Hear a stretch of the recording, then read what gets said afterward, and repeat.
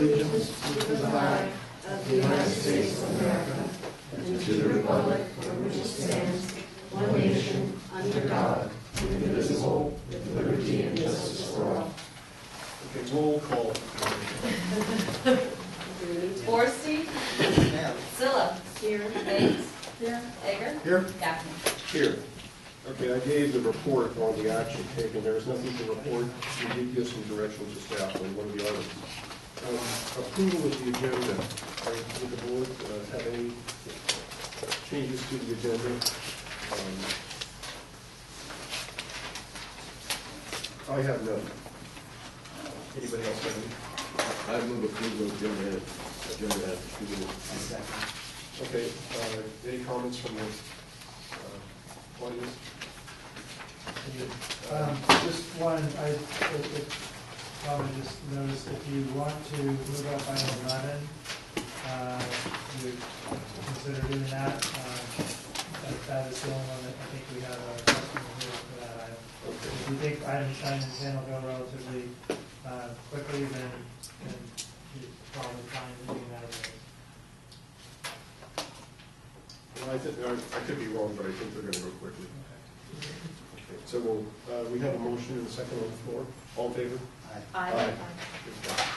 Okay, now is the open time for the public to raise items not on the agenda or for future agendas. Members of the public may address the board regarding issues of within the Roswell Sanitary District jurisdiction, and the board can hold no discussions. We generally limit it to 3 minutes, but we're not overly vicious about it. Does any member of the public wish to talk on an item that's not on an agenda? Okay, seeing none, we can move on. Item 7 is the standing committee report out. We have 2 standing committees, the Human Resources and Finance. Yeah, the Human Resources Committee met yesterday. Most of the things that we discussed are in preparation for tonight's meeting, so I won't go into them in detail. They include a consideration of a labor negotiator for our union contract that's coming up.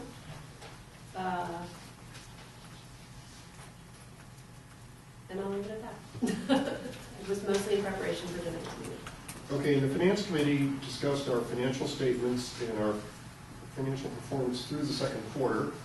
And we also discussed the startup of a new sewer lateral replacement loan program to go along with our grant program. And so that's also an agenda item tonight. Okay, item 8 is consent calendar. Matters listed under this are considered routine and acted by one motion, unless board wants to pull any of the items. Does the board want to pull any of the items? Hearing none, is a motion to approve? I motion we approve. Number 8, the consent calendar, and all items. Second. Okay. Any comments from the audience on that? Okay. Any further discussion by the board? Hearing none, all in favor? Aye. Aye. Okay, that passes. Okay, we're doing well, ladies and gentlemen. Item 9, consideration of approving the contract amendment for the general manager. This has been going on for, what, since August or maybe even earlier? About 4 months. Pardon me? 4 months. Well, yeah, at least 4. And so, Greg, you want to discuss this or well, I guess I can do a very quick update and then back to you guys if there's not staff report. So the general manager is operating under a 2-year contract that was executed essentially effective September of 2013. So in September of 2014, that was the 1-year point to conduct annual performance reviews and consider any adjustments to compensation or other terms to the contract. That's the process that the board and myself and to a supporting degree legal counsel have been involved in. So the board, you guys have made your decision. You conducted your performance review of myself. That is all documented. And the board has reached decisions on the contract modification. That's in the form of what's termed a restated contract. There's just very specific items in there that are updated, and that is what the board is voting on, and I'll hand it back to the board. Okay. And there are copies of the contract that the board is considering available for the public on that. And this was quite a bit of effort on our board. We probably dragged it out longer than necessary, but we thought it was a worthwhile operation. Any comments from the board? Yes. On attachment 1, at the end of the contract, is blank, it says job description. Are we doing a reference link, or what are we doing? You have an on-file job description already that you approved when you did, basically last year when you did the 2-year contract. So I guess we did not attach it, but it does exist. It's been approved by the board. So, and this last page, Or that's just track changes. You have It's a That's just for the sort of a fancy red line. table showing you, yeah, sorry. and for the public, they can review this contract Yes. There's a clean version of that table. with your job description. It will also be online, just like previous Yeah. contracts. So we always have a general manager contract posted now on the website, so. So the next update, we're going to do an annual review in 1 year, Correct. and then the contract will be up January 7th of 2017. No, it'll be roughly September of 2015. 15. So it's a 2-year contract that started in September of 2013.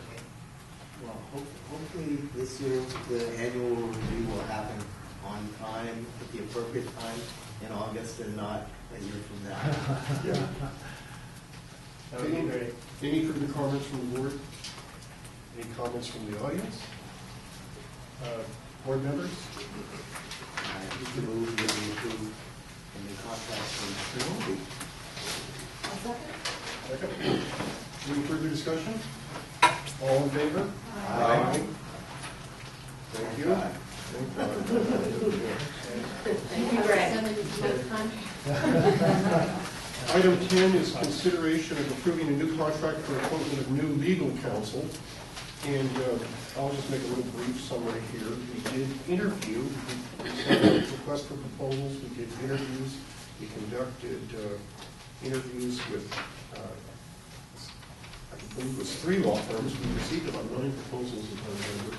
Then we had another round of discussion. So the board pretty careful about this one. And Greg, Nothing specific. I mean, yeah, it was a fairly expensive process, as you said, Tom. We did 2 rounds of interviews, follow up, just a very thorough process. You have the contract, again, the copies of the contract available for the public. I don't have any further thing to add at this point. Okay.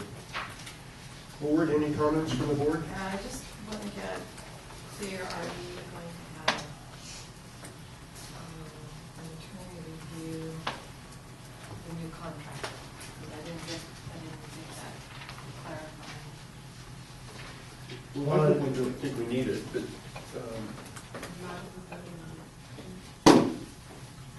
No, I'll ask the question again. Do we need to have an attorney review the contract? It's up to you. If it was my own contract, I can't advise on it. It's a separate contract, so I have to review it, but I haven't seen it since tonight. I do notice the travel time is 7%, and there are some other issues, but I can't opine on the terms, because the terms are what the board negotiated, but what we would look at is if there's appropriate provisions in it, contract terms, but I can't opine on policy. It was your decision.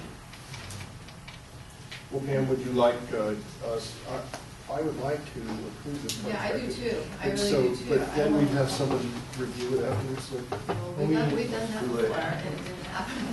You have asked this question in our past discussions on this topic, and I guess my understanding was the consensus of the board was we were comfortable with the review that was done by the board, and the discussions that went through with the legal counsel from the firm.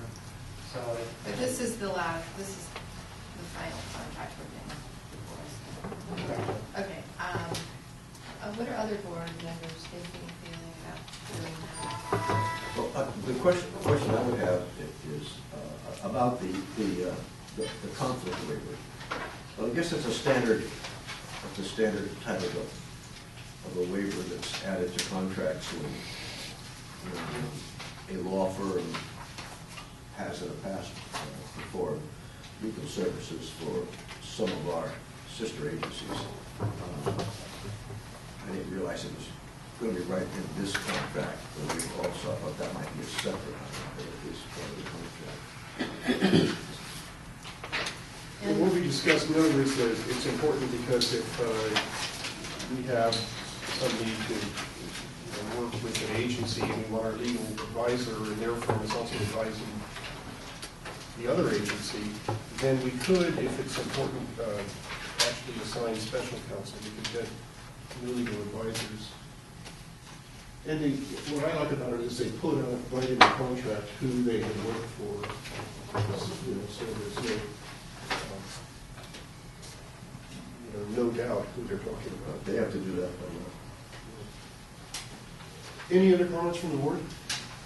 I'm not seeing a big downside in that because there is no retainer.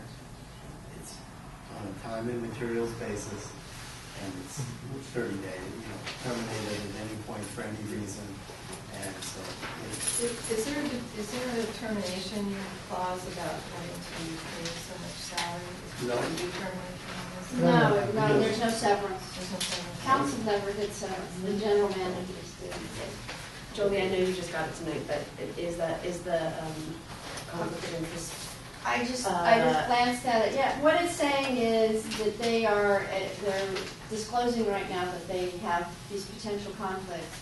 And what would happen is at the time, if you got into an issue if there was an issue that came up with CPCR and the district, and it rose to a level of instead of a potential conflict, an actual conflict, they would advise, and it would be a determination of the board to waive or not waive it, or seek separate counsel. But and that is part of the process of representing other agencies, and that there could be some conflicts. And it's up to the council that's representing the multiple agencies to say, oh, this is a potential conflict. And I've had to do it before where I say, I think I need to advise you that we should probably get separate counsel because I step out of it and say, I don't want to have to advise two different agencies. The conflict of interest clause in this agreement, it would be that the district is agreeing in the waiver form, the district agrees not to seek to disqualify their firm from representing these clients now or in the future when a conflict comes up. So we would go find other counsel. Yeah, we're saying we're not going to try to cut them off. You'll be getting them them their their business. Is there a statement in here on an annual review? No, it's 30 days. No, it's a non-retainer agreement, it's just an hourly agreement. Again, I've just seen it, I didn't see anything about The contract's for 1 year. How long is this contract for? it's an open-ended contract. it's open-ended until termination. Until we can terminate. Well, I think we need to put something in here about a review. Because we know this happened in the past, that we let our review go for 2, almost 3 years. And I think it's really critical to have something in here about some kind of review. Well, we want to, basically just set that expectation, with the legal counsel. I think that's something very reasonably agreed to that's non-contractual. We simply say that And in 6 months, we'd like to make sure we sit down and have a discussion about how things are going. And It doesn't need to be bound to a contract, I guess is my suggestion for the board. It's a good, timely discussion to have, and as we know from past experience, it was something we could have done more frequently.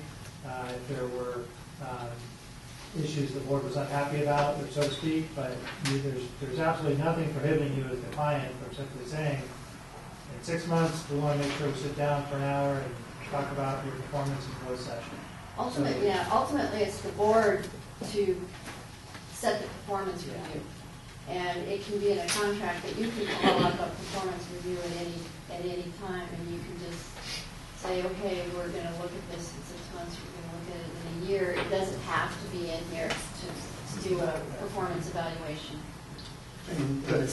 I think as a public agency, to be responsible to follow somebody we are hiring to represent us, there needs to be an accountable something about how are they doing. I hear you that we could do that at any time, but it didn't even happen when we had a clause, so I don't know. Well, that's up to Well, the that's board. the- That's the that's a board. good illustration. So, Have it in the contract. and if the board doesn't act on It it, doesn't It matter. all depends on the will of the board, so. I would make a suggestion that one of our committees, perhaps it's a finance committee, once a month when they meet, look at the bills and the outstanding issues and report back to us monthly, not biannually. that would be the legal. But that doesn't have to be in here. That, we can just make that a I don't think I'm getting support on this, it's fine, but that's just how, I mean, you guys don't want to put that in there? no, Pam, don't get me wrong. That's about the bill. There's other issues too about it. Okay, then a committee that could look at it. Yeah. And maybe we could do another committee, but that we absolutely look at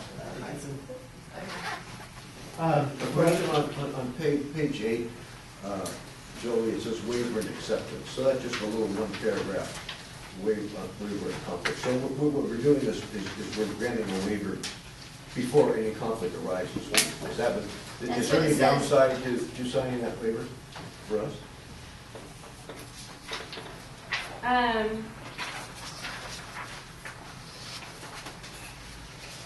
You're going to incur additional attorney's fees because you'll have to hire conflict counsel instead of using counsel that you already have.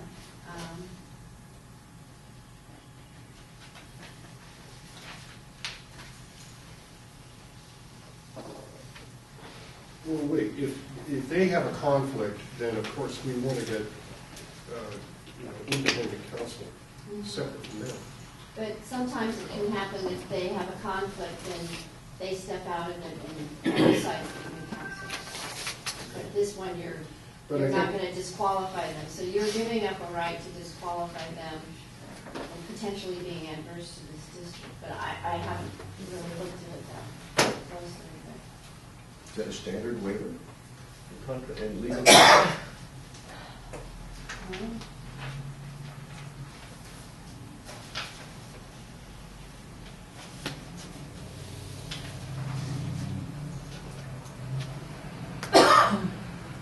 I realize if there is a conflict, then they're not going to, we're going to have to have other counsel.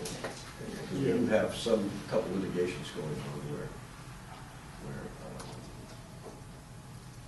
Berlin Cohen will still represent the city. It looks pretty standard to me. Okay. They're probably having all their clients sign these, so they will figure out if there are two clients that have a conflict, they're going to sign and they decide who they represent, basically. And presumably, and both clients could go get outside counsel. I mean, it does seem like they're saying we get to represent the client we choose and you can't challenge us on that. But, Yeah, that's what they're saying, yeah. they probably have everybody sign that, and you don't want an attorney representing you who doesn't want to represent you on that issue. It seems a little... Yeah, and I think you probably should clarify that with the new counsel because I think what they're doing is saying by representing you right now, and they want to go take on a new matter with CMSA or take on a new matter with CDCR, you won't say you can't do that because it's a potential conflict. And that happens that with agencies where you're representing the agency maybe in litigation, there's a waiver for the city or the agency to say, by representing us, we're not going to conflict you out with future representation of us or someone adverse to us. So I've seen that before.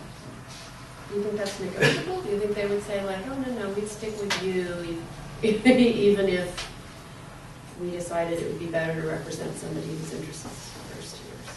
No, well, I think if it's truly adverse, that I can't speak for them, but they may step out of both just because they don't want to be in that conflict situation. But conflicts can be waived. It has to be knowing and in writing. I think that's the bar rule. Any comments from the audience? Yeah, Carol? yeah, do I have to go through? Well, from there. Okay. It seems like there's three things going on here. The conflict, if you are working in an industry, is fairly common. But if you have a very small firm and you have not clarified this carefully with the firm, and they don't have enough people, so that you could indeed end up being sorry you signed that waiver, this looks a little iffy to me. I don't know how big this firm is. I don't know how much contact you've had with the people in it. But at the very, very least, you should set up a review process whereby the entire board on a rotating basis takes a look at this, not just one committee, but rotate the review of this and say, hey, wait a minute, we're getting screwed here, or we could be getting screwed here. You need all eyes on if you're going to sign a waiver and you've got such a broad conflict.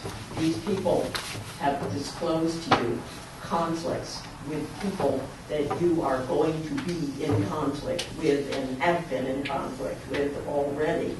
This is dangerous.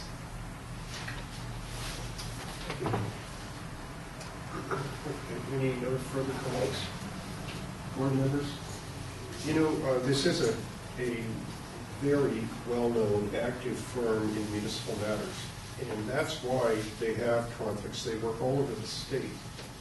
And one of the things we liked about them is that they're really one of the partners that would be assigned to us, not as our district council, but in the office, a partner in the office is very well involved in all kinds of facets of wastewater in the state.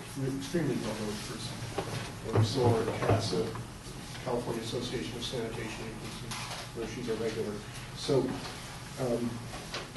I think what I know that they discussed with me a little bit, just briefly, that they work for the Department of Corrections, but not San Quentin. It was some other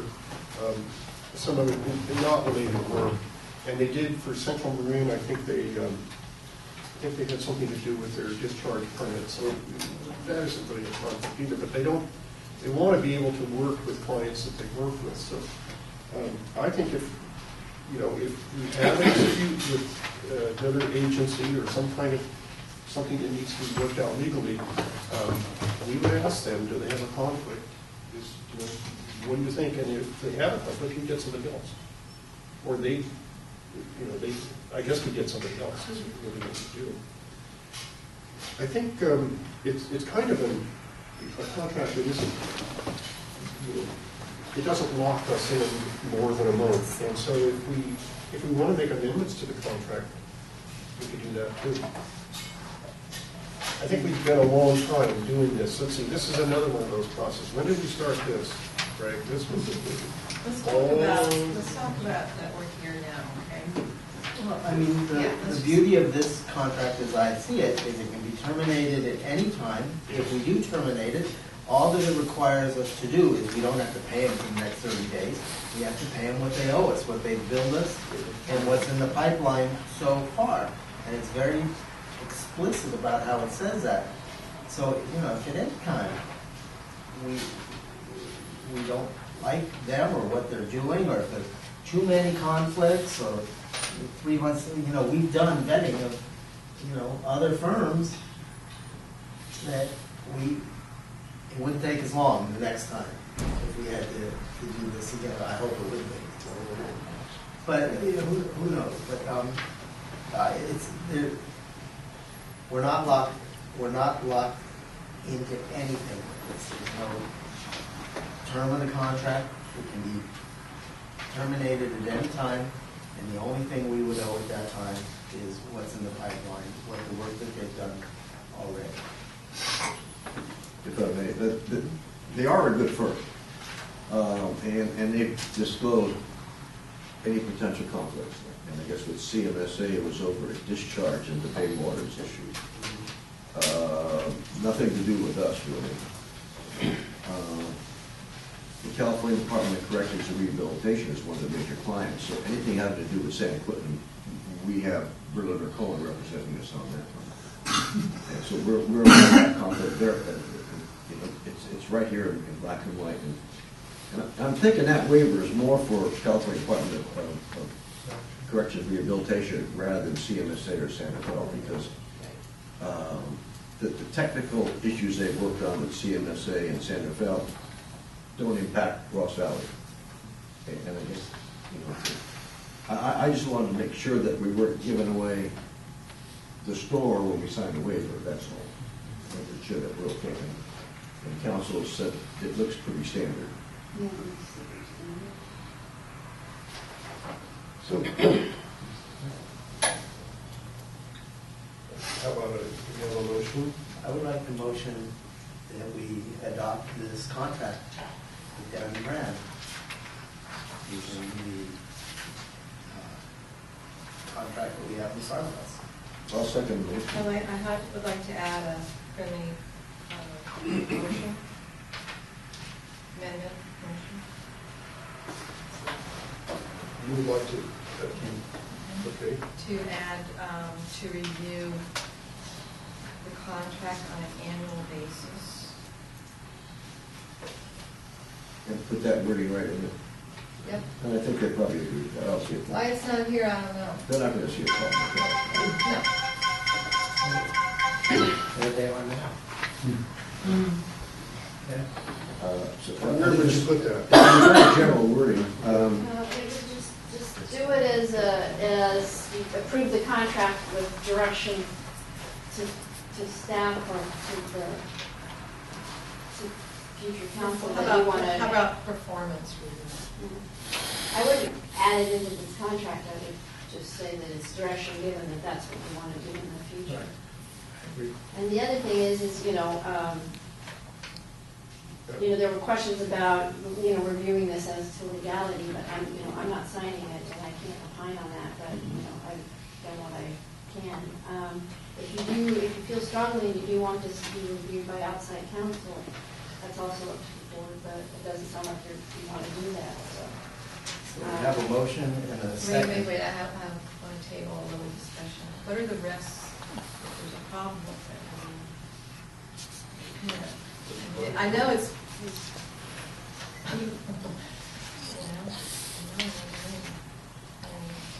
I'm just trying to protect the agency. And I'm sorry if I'm kind of nitpicking this, but I've been through a lot in the last 4 years.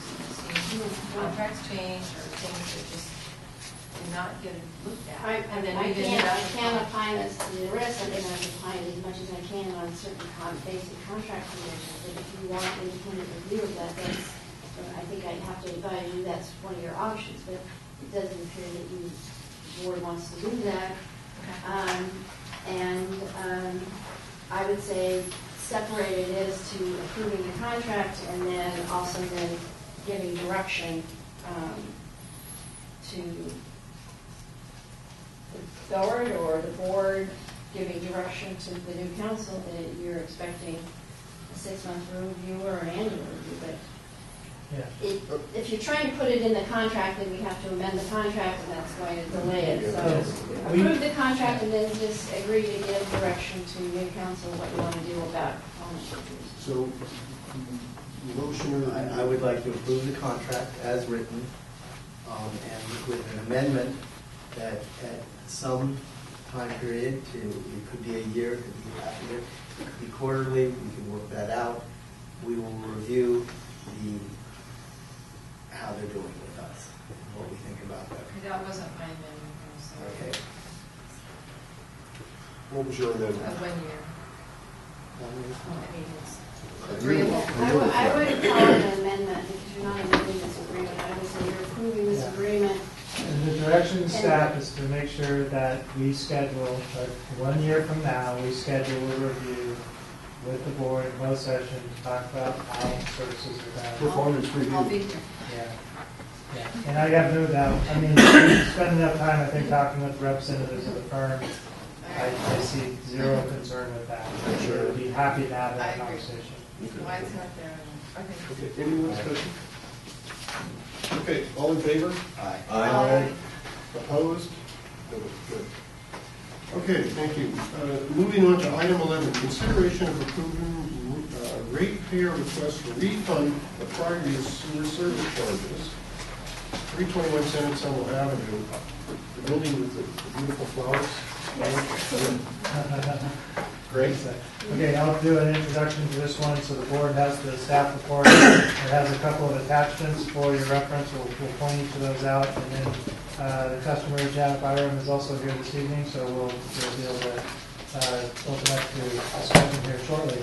So the issue before the board is essentially a rate revenue or refund of rate revenue, wastewater service charges to the customer. The property is in, as you can see in the staff report, it's 321 San Anselmo Avenue, and the core issues that are being that are behind the request really boil down to the 3 items you have listed in the summary.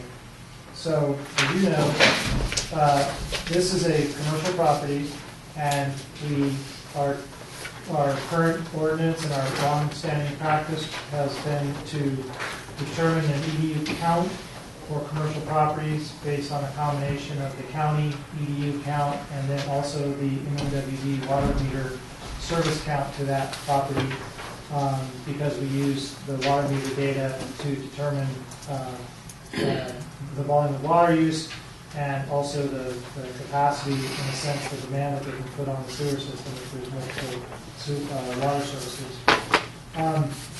So there was a question about the correct EDU determination for this property, and there is also a question about the duration of the refund request.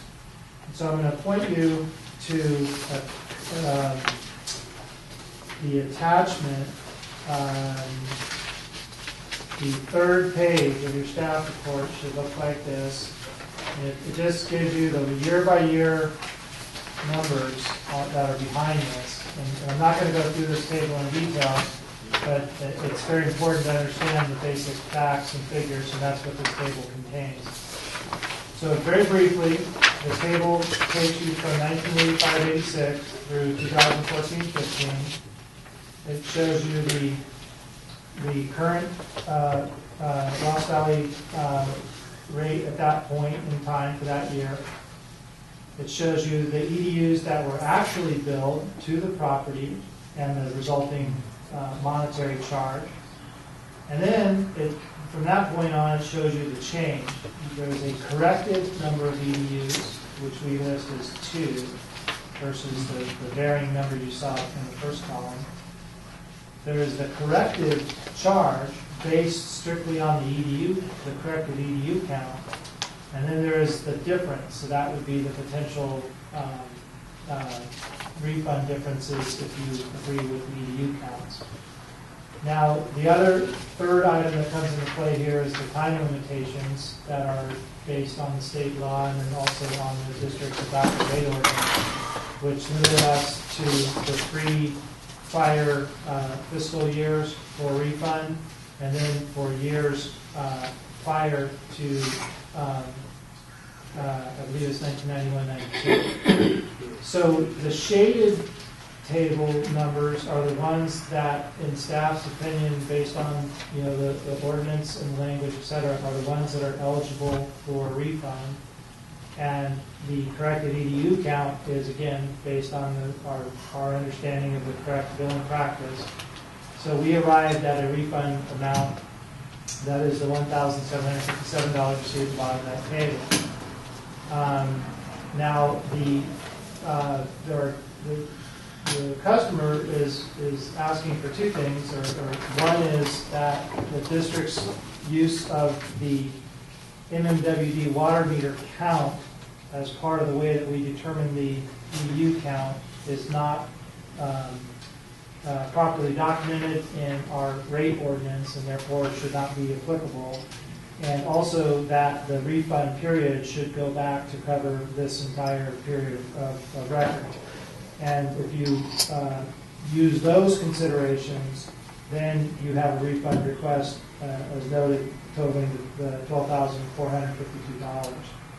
So in staff's analysis of this, what we have concluded is our first recommendation to the board is that regardless of what is determined about the EDU count, that the refund timeline be strictly limited to the three-year limit. And the reason for that is simply that this district has spent a tremendous amount of time and energy and effort trying to get the rate ordinance squared away and to adopt and adhere to consistent policy on the question of rate refunds. And so to literally almost immediately turn around and begin relaxing those standards, I think would just be a very unadvisable business practice for the district and set very bad precedent for the long term. The second item, which is the EDU count, there's really not the debate or the question is really about the propriety, so to speak, of how we arrive at the EDU count for commercial properties. And again, our longstanding practice that is not described in the ordinance is that for every active water meter, a commercial property is assigned one EDU. And then you go above that as the water use exceeds the average use for an EDU. So those are kind of the issues before you. The staff's recommendation is to basically have us work with council and do some follow-up research to confirm essentially the validity of the practice of using the water meters as part of the EDU determination for commercial properties.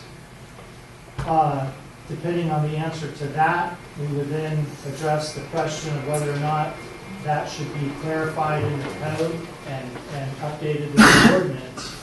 And if we did do that, the third question would be whether or not that then in turn would require a 218 process because you're modifying the rate ordinance. So there's a series of fairly significant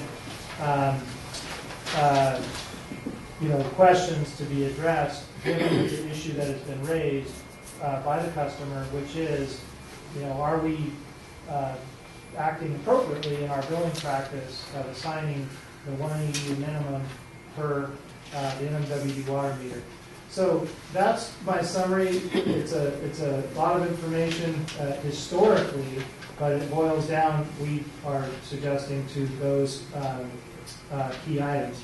So again, staff's recommendation is to work with council to research those items, limit any resulting refund to the 3-year period, depending on what we come out with from those steps. And with that, I'll hand it back to the board. Okay, I do have one question from legal counsel. Can our ordinance will refund 3 years. Can we, and then the state law requires, I think it's prior to 1992, can we, as a board, do that? Go against our ordinance? I wouldn't recommend doing that. And Yeah, that's why you have it, and that's what we, yeah. You could amend the ordinance to say that you want to go more, but when we looked at this ordinance, we did the 3 years because that was the statute of limitations for liability created by a statute, and it said 3 years. And there's case law on point that sewer charges and rates are liability created by a statute, so we legally go back 3 years. So unless you want to amend the ordinance, and I. Could we could amend it retroactively, could we? No. I wouldn't. And then, there's a lot of things to look at with this issue, and I think staff said we want to go back and look at policies on meter use and how the building is done, so we can clarify this and probably future disputes. Janet, would you like to speak now, or? Yes, I would. Our position is that I'm a CPA and I deal with tax law. And, tax law says this, and you prepare returns according to the tax law. Now, it seems to us in this situation that you have an ordinance, and that's equivalent to your tax law. Now, this policy of calculating EDUs based on the number of water meters is directly contrary to what the ordinance says. And I'll read just some short passages from your ordinance that says, the bi-monthly winter water usage for each non-residential premise shall be used to calculate the number of equivalent dwelling units to be assigned to said premises. There's no language anywhere in this ordinance about the number of water meters. Now, there's further language that supports that you would not use the water meters. And this is here, for example, irrigation flows and other flows not discharging into the district sewer system are assigned 0 equivalent dwelling units. Now, we have 2 water meters, which Greg said, one of which, when we remodeled the building in 1985, it was disconnected and has not been used since that time. So it's had 0 water usage all those years. Now, if that's not an example of a flow that doesn't discharge into the district sewer system, I don't know what it is. But in this, the way it's being calculated now, we're being assigned 1 EDU based on a water meter with 0 usage. Now, there's another section in your ordinance that states a service charge isn't levied until a dwelling unit or equivalent dwelling unit is established on the premises. So if you follow the language of the ordinance that an EDU is generated based on the water usage, how can you have an EDU assigned based on 0 usage from a water meter?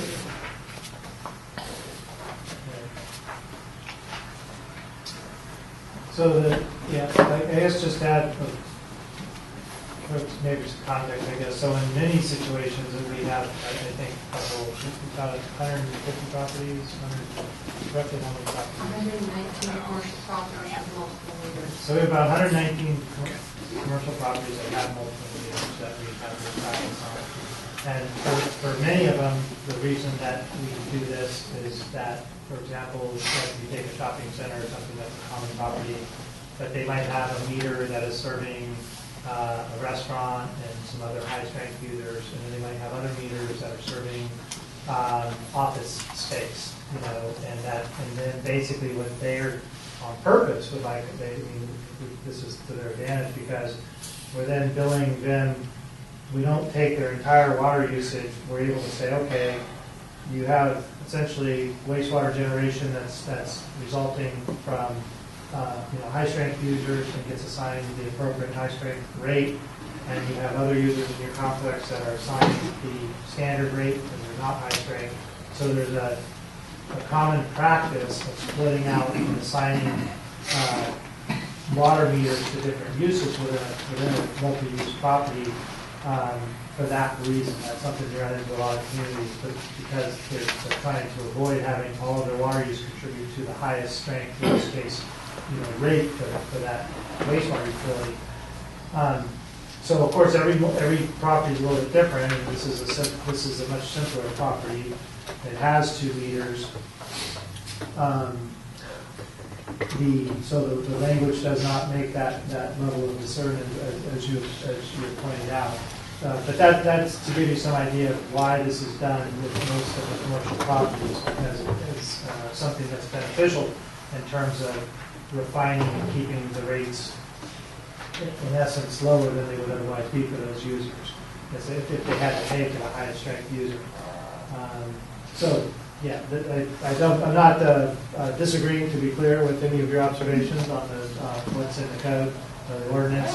I think what we're recognizing is there may have been a gap in the clarity of the language that shows the practice of how this has been being done for, I think, as far as staff's kind of institutional memory, this goes back, I guess, 20 plus years, but there is some gap in the language, I think, is what we're hearing. I guess I'm at a loss to understand how you can defend a policy, even if you've done it for years, if your ordinance, your law doesn't support it. And it's clear from your ordinance how those EDUs are to be calculated, and regardless of what your policy is, it's contrary to the ordinance, and I don't see the connection there of how you can defend your policy if it isn't supported by the ordinance. I would just state for the record, I don't know where this is going to go, but stating for the record that long-standing practices of an organization on how they collect and administer their ordinances is some evidence of the policy of the district. I think that's what you're going to be looking at, but again, long-standing pattern and practice of the district would be evidence in court of how your ordinance is interpreted. The other thing that I would like to state for the record too is, it's not that her property was not connected to a sewer system. It was connected and I think the district has been reasonable and fair of refunding 3 years. And I think, going and looking at maybe clarifying the ordinance is something that But could isn't be that done. doing it retroactively? Aren't you saying now, well, this is what we've done, so we're going to go back and fix our ordinance to support what we've done? The district can always do that. And if the district can, and to clarify this and to go forward with more clarification or codifying the existing practice. And that isn't going to invalidate our ordinance. But you just answered this fellow's question shortly ago. He said, can you amend an ordinance retroactively? You said no. Yes, and I still say no. Make it apply. Not make it apply to past years, that's my retroactively. Like, we can't change the ordinance because of what you're presenting tonight, so we. No, I'm not asking you But to in change the the ordinance. future- I'm saying that your policy Right, was but- contrary to the ordinance. I'm No, saying- that's your opinion that our policy is contrary to our ordinance. I think our policy, it shows a pattern and practice of how we determine the meters and EDUs, so how we can calculate our rates. And we can look at that in the future, But and if that you would look be at the binding in ordinance the future. language, it doesn't support that. Well, that's your opinion. See, I think it's the application of how you do it, and you have an ordinance, and then you find out how to fairly and equitably apply it in real life. And so, for example, I can tell you, I have an extra kitchen, and I can charge 2 units in my residence. But maybe that's not right. It's That's a the same residence, that's not arrangement. commercial property. We're talking Well, about and commercial why property. did you Yeah. keep 2 meters? Why did you keep the second meter? In case we wanted to convert the property back to a residential and commercial Well, you combination. see, that's just about the same situation I'm in. Is that, the costs of wastewater, it's interesting, we get a lot of discussion about calculating based on flow, and we can, but very little of the district costs is based on flow. In fact, the flow, and it happened in this district in 1977, 78, I'm sure of this, the flow to the district went way down, their costs went up. Well, Because the sewers all due were clogged. respect, that's not the issue here. We're talking about what your ordinance says you would do to calculate your EDUs. Maybe as a point of, Point of order, Yeah, I was gonna say, we're maybe really it's- all over the place. no, what I was gonna say as a point of order is we have her put on her, she presents, and then her time period is up, and then you discuss it. Okay. And if you will have questions of the applicant, then you go back, because right now we're getting into a debate and it's not What about productive. You just said one thing when I was writing notes to myself, which is the reason you kept the second meter was to give you the option in the future of converting it back to 2 separate units with 2 separate meters. And had you relinquished one of those meters at that time, now you would have to be paying for MMWD to come in with a brand new meter. And, I mean, as silly as But that. again, that's not the issue here. Well, but it seemed, I mean, It how seems does to that me- affect? We're talking about how the EDUs are supposed to be calculated.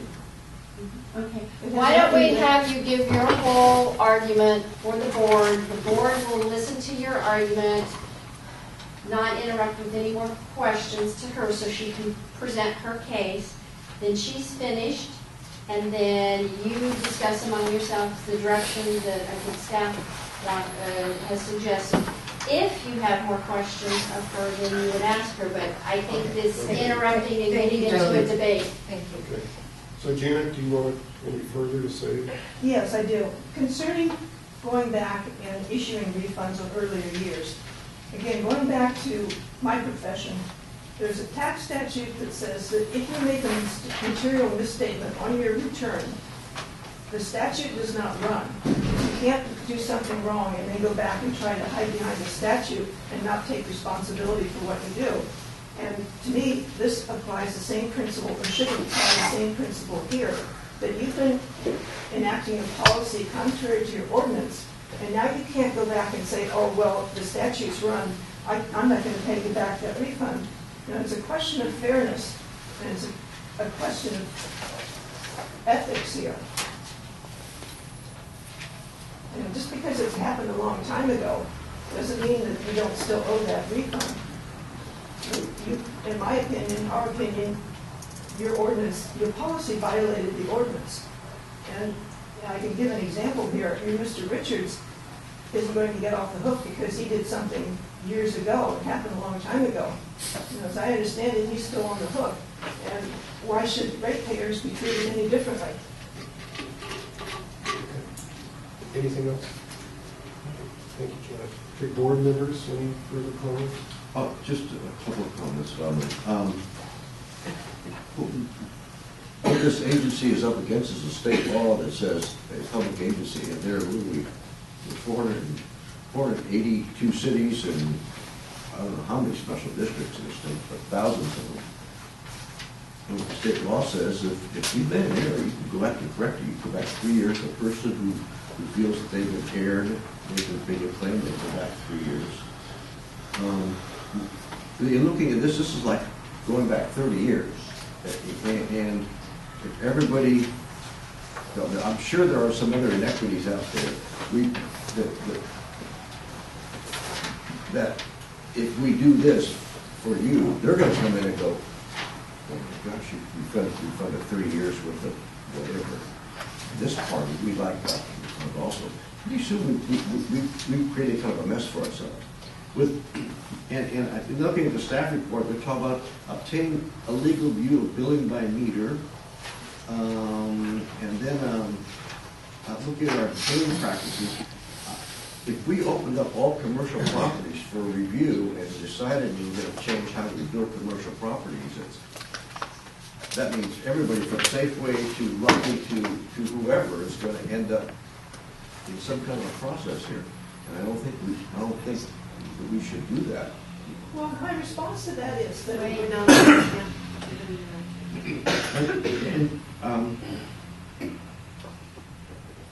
Just a question. When did this come to your attention? How did this come to your attention? I'll ask you that if I may. Well, that's my point that I was just going to make, is that in October of 2013, for the first time, you sent letters to the property owners describing how your EDUs and your sewer service charges were calculated. Until that time, I had no idea how it was calculated. And I can guarantee you, if I had that information years ago, I wouldn't be sitting here trying to get a refund. I would have fixed it long ago. In looking at the report, it looks like in 2013-14, it was billed for only one PD, is that correct? Yes, yes, it It was was. billed for just one. Well, not originally. I And then this year we contacted, went to two, am I reading that right? Yeah, that was actually just a staff error in terms of the actual, that individual year's billing that we didn't fix and corrected. So that was sort of a one-off fix or error that did get. Was that subtracted, was that included in the 17? Yeah, it's all, yes, it's reflected, as you see, there's a $638 credit in that column. So that particular item was a sort of an anomaly that was literally just a staff error at our level. No, it wasn't included. It could have been subtracted from the Right. 17. it was. Oh, I'm sorry, I probably looked at the wrong row I here. mean, probably we should have refunded, if we follow our rules, $1,100. Well, you're actually right. I forgot, Julie explained this to me. We were It was our essentially- mistake. Yeah, so it was It was our our mistake, mistake. so Yeah, we're okay. basically Okay. trying to recognize that and let it stand and not seek to recoup it. Wait, if I may I'll just finish up. You know, we have over 15,000 customers, and we have to accept what MMWD tells us as far as water meters we take. We have to accept what the county assessor's office tells us as far as the uses of the land. And we just can't go out and inspect over 15,000 properties to make sure that the 2 meters are only to one business, and the second meter, I mean, No. it just creates a nightmare for us. I That would have been understand a your factor truck. in his If I were in your calculations, shoes, yeah. I'd be doing the same thing, but what I'm trying to say, on this end, I don't see how we can reopen this whole, go back more than 3 years. You know, all of our ordinances are published, we've had Prop 218 notices, I would say for at least 12 to 15 years. Let's see, Prop 218 passed in 1994 or 6, and we've had those notices, if we made a mistake, then I think the property owner did too.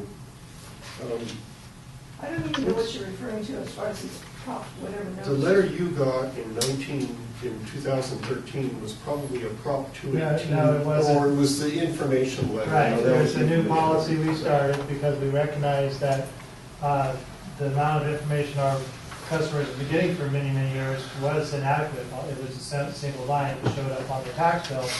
So we started this practice as a pilot in 2013 to provide a letter to every customer that pulled the data from the county records, supplemented it with whatever modifications we had. And the idea was to explain to the customers very clearly every year what the basis for their charges are. And if the board will remember, shortly after we sent that first batch of letters, we then had a whole slew of fair number of people who come before the board with miscellaneous corrections. And that was the whole purpose. It was to say, hey, is your EDU count correct? And are you being billed correctly? And that was what it was intended to do, to give the customers the opportunity to understand their bill and come to the district and ask questions. And it did that very successfully, I think, by that. And at the moment, it's a practice we plan to continue every year. It's a standard business practice at this point. But we also sent Prop 218 notices. Yes, sir. Every time Separate from those, we did the 218 notices, Tom, as part of our last rate adjustment. So, And have been doing that for, correct. I don't know, a long time. So, just a quick question for staff. Is this more of a county-wide problem than our problem? Or is it combined? I'm not sure what would be the county. Because of the county database? Well, no, not so much. I mean, the county's role in this is very clear and it's very consistent across.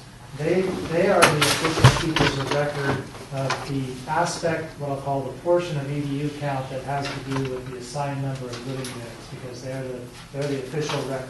So typically when a customer comes to us and says, I don't think my EDU count is right based on what you guys are billing us, the first thing we always tell them to do is say, well, the first thing we do, of course, is double check against our county, what we have from the county. And if it's correct, we say, what you need to do is go to the county and get that corrected. Maybe that in-law unit never existed, for example. And that's actually something that occurred on this property. There was error in the county records that eventually did get fixed. So those do happen. So the county maintains what I'll call the living unit aspect of the EDU count.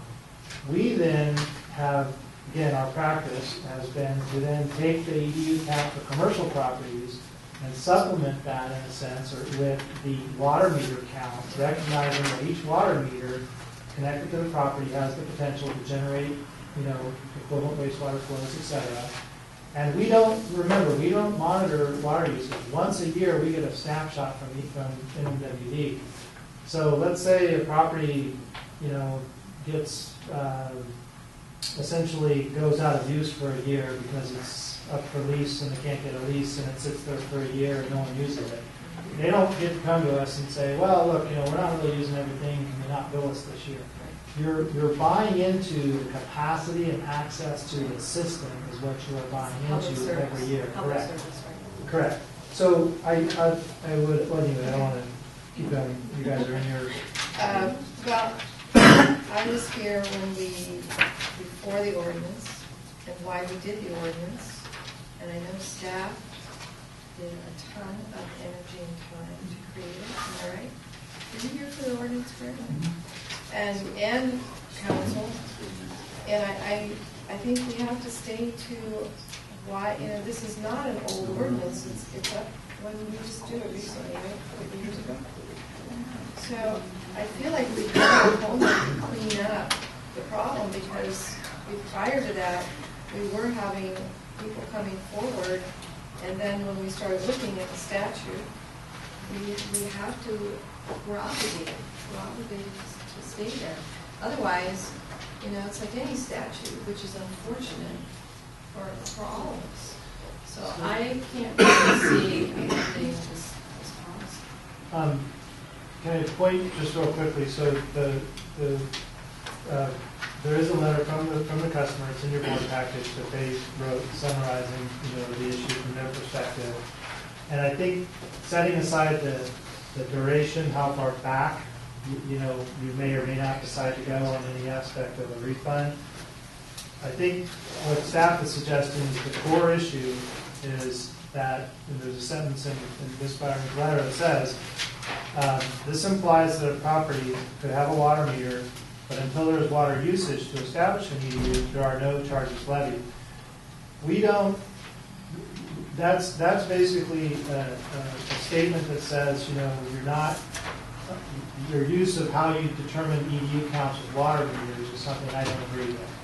And it is not fully spelled out in the ordinance as she has noted.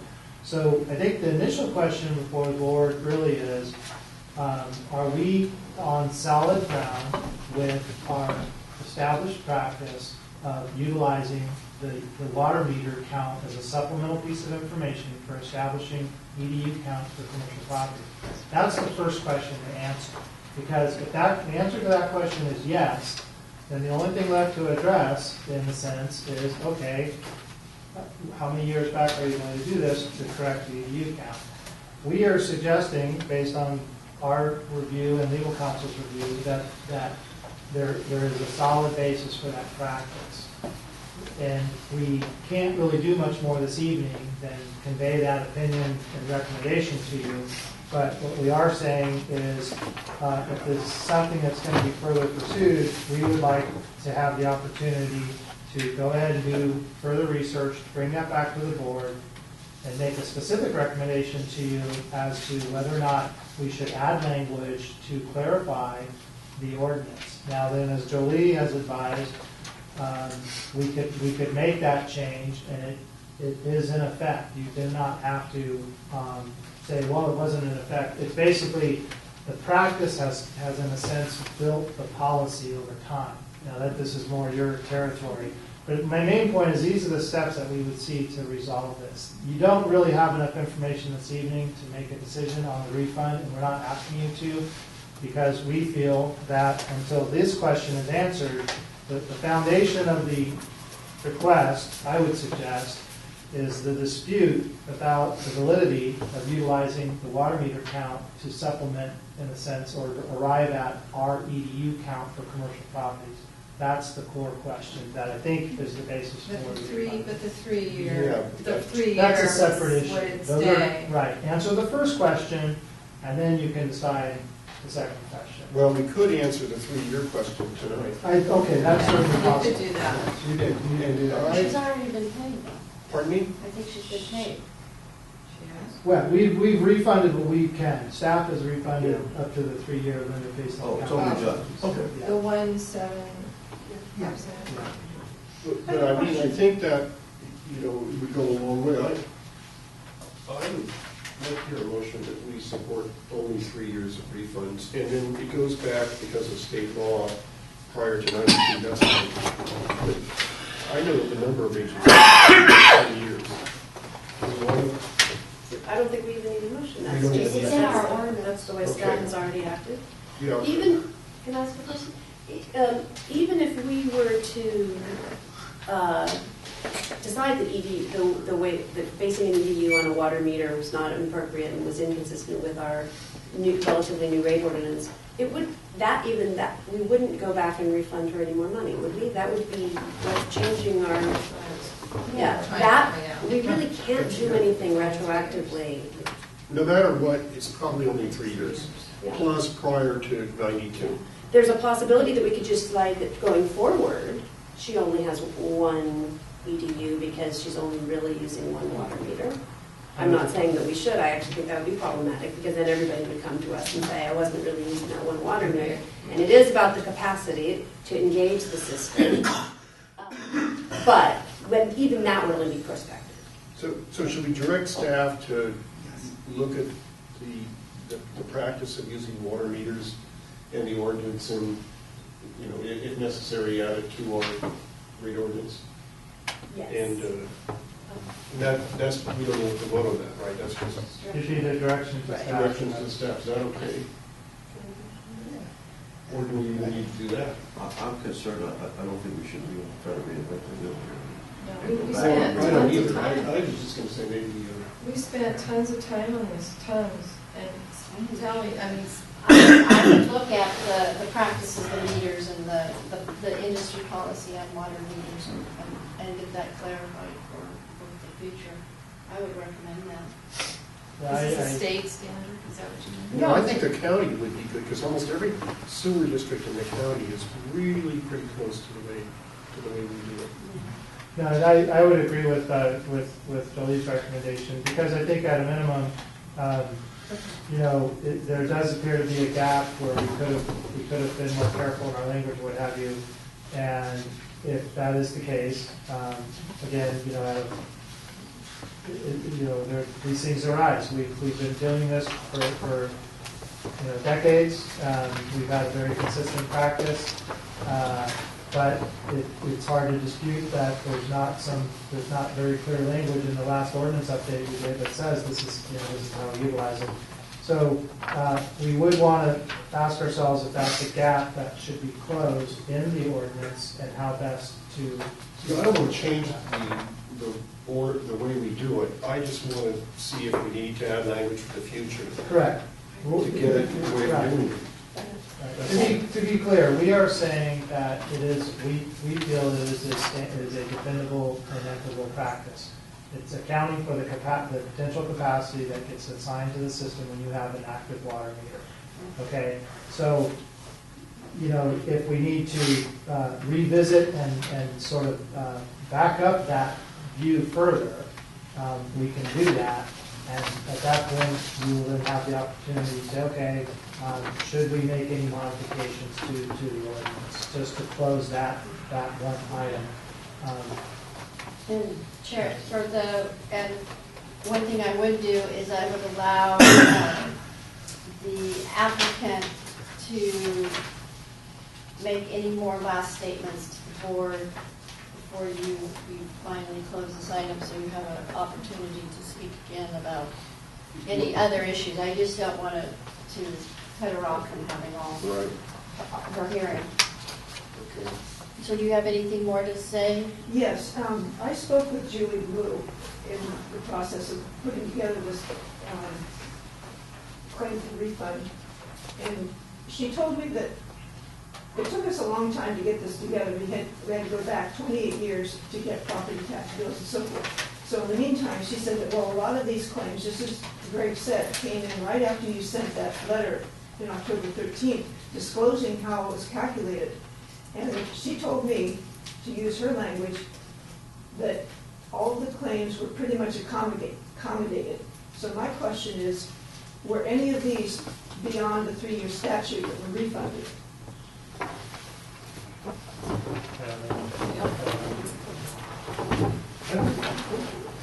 Well, no, this is in policy. I do know. Ah. There was one or two, wasn't there? The one The ones that Julie is septic speaking tank. about was prior to this ordinance, before we had the 3-year limitation One- spelled out in our ordinance. But it was one that had a septic tank but was being built. They were all residential, Yeah.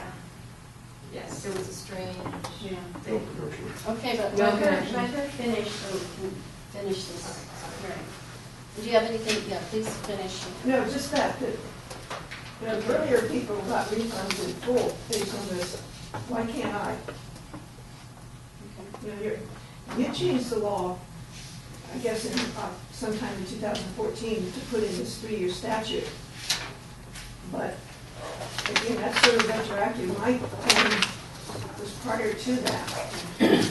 Okay, well, there's just a couple other things I want to sort of note for the record, because our new ordinance, it does clearly state that each property owner is responsible for the correctness of the sewer service charges levied against their premises, and as such have the sole responsibility for requesting a refund for charges paid for premises not connected to the sewer system. And then we have our refund provision. And our refund provision says that there will be no more than 3 years, but it also has a provision for the sewer services charged prior to 1992. And I'd like to clarify, those are for premises that are not connected to the sewer system. And our interpretation is that the way the meter system works is we consider them connected to the sewer system for sewer charges. Correct? Yes, for the meter system.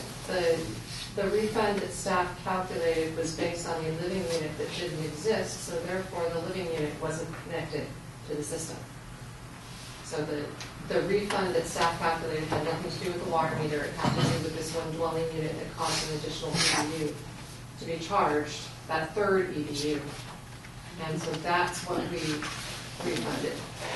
How did you get to 2.5 EDU? A long time ago, I Uh, don't know. There are, it's fairly I'm not seeing consistent that. at 3 for all of the years with a couple of aberrations. So, we know that this billing practice went back at least 28 years. So then tonight, the letter refund stands. What I understand is the direction is staff is going to go and look at the industry policies about charging EDUs and the water meters, so we can, if there's clarification needed in the future. Yes. And we bring back a recommendation as to whether or not there should be a update to the ordinance to address that detail. Keeping in mind, we're going to the 218 process. That's another issue. Yeah, that would be the next step. Okay, so okay, well, So should I make a motion to continue? No, it's just been direction to staff. okay, let's declare about reconvene at 8:45, is that okay? Take a break. Quick question, should this item then be continued to next month? That's what I just said. Or is this Yeah, item over? it continues the right way. We have direction.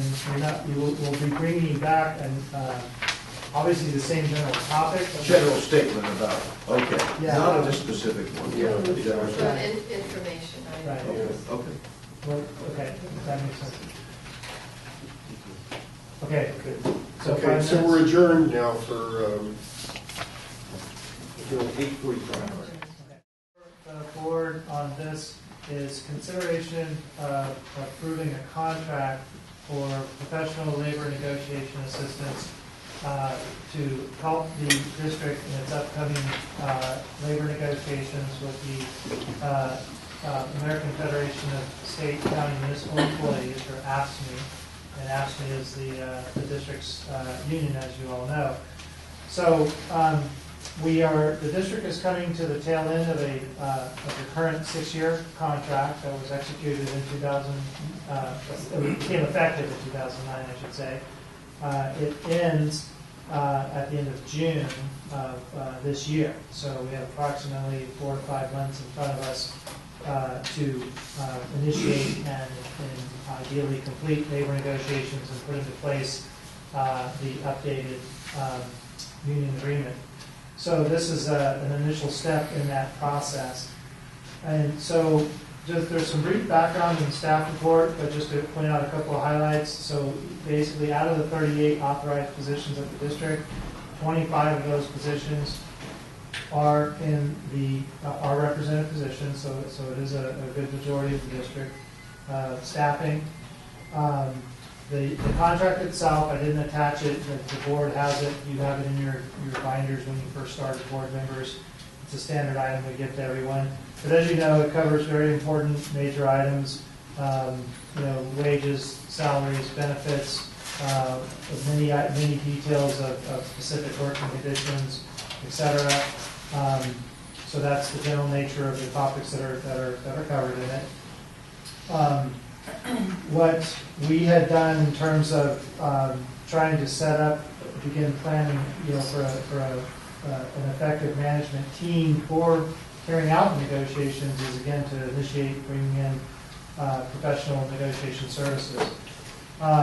So to that end, we worked essentially with the network from RGS and others as to some of the better recognized labor negotiators that are out there. It's a relatively small field. We narrowed that down to 2 we felt very strong candidates based on their extensive track records. We did interviews with each of those candidates, and then based on those interviews and some further deliberation between myself and Sophia Salvala, we arrived at the recommendation to engage Patrick Clark Consulting as the labor negotiator for the district. We meant to attach, I should say, some basic bio information on Mr. Clark's experience, and I neglected to do that. I sent a PDF to the board late today, and we handed out hard copies of it as well, I believe. I won't go through the details of that, but I think if you glance at it briefly, it illustrates quite well the qualifications and the strong track record of Patrick in the labor negotiation field. So the district would be embarking on this process with tonight all you're doing is considering authorization of this contract. There will be a whole number of significant follow-ups on this. We will work with the board to develop objectives and strategies for the labor negotiations. There will be essentially a charter team approach to this that will include the general manager, human resources, labor negotiator, board members, to provide initial input on all the key aspects in terms of strategy, positions, and so forth, and then we largely, at that point, hand the process over to the negotiators to carry this out. We don't know whether this is going to be a 1-month or a 5-month or a 10-month process. We have to just get started and figure that out, but these are the first steps.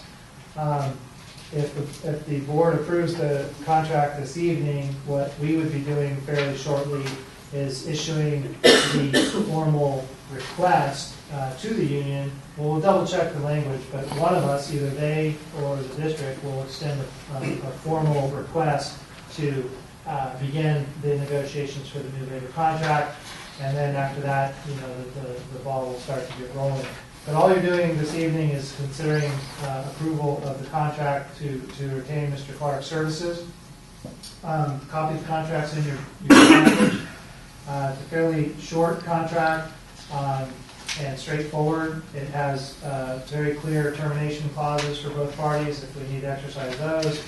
There is insurance coverage as well, E&O and so forth. It's a basic time and materials contract. We're basically paying for labor, time, and expenses.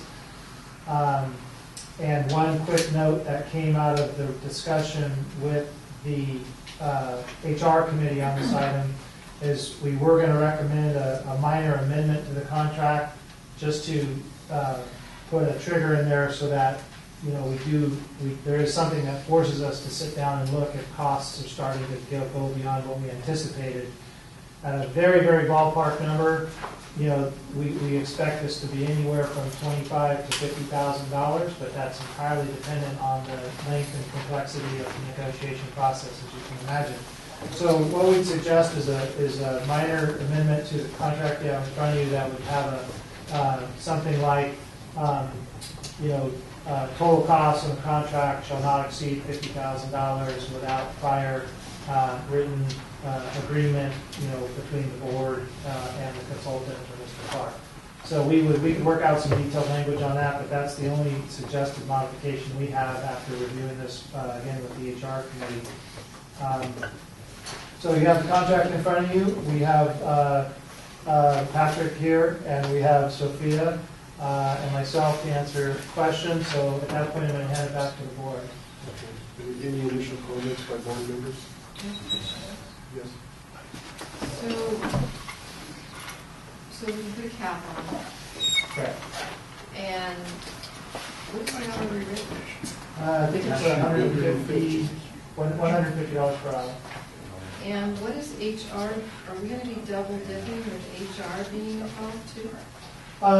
No, there won't be. I wouldn't use the term double dipping. There's an important role for the HR team to play in the negotiation process and in helping process information, evaluate proposals.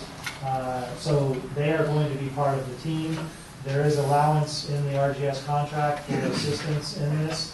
Part of that 200,000. Correct. They will have a role in this. There's no question. They're a critical part of the team. Okay. Any other board comments? Mr. Clark? would you Wait, like- I'm not done. I had to take a breath.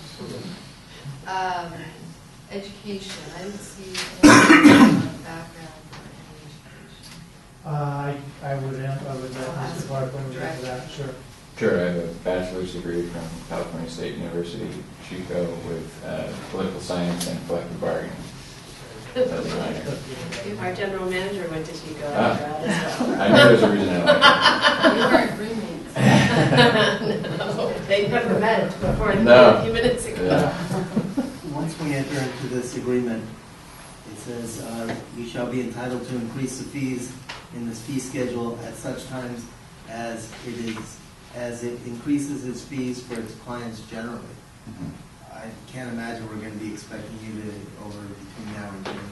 No, I mean, I would say probably about 2/3 of my clients sign the agreement as drafted, which has no expiration date, but it can be terminated by either party at either time. And I have several agreements that have been in place for 6 years, and so I just have the provision that with notice I can increase the rate. I don't anticipate that happening during the pendency of these negotiations. And with the dollar cap, the contract's essentially going to expire before, we'd probably have to do a new agreement if we were going to do business again in the future in any event. Okay, and what about travel time? It's considered prime work. So travel time is at 150? Yes. And where will you be traveling from? I come from Sacramento. It's 2 hours. It depends. I have a carpool sticker.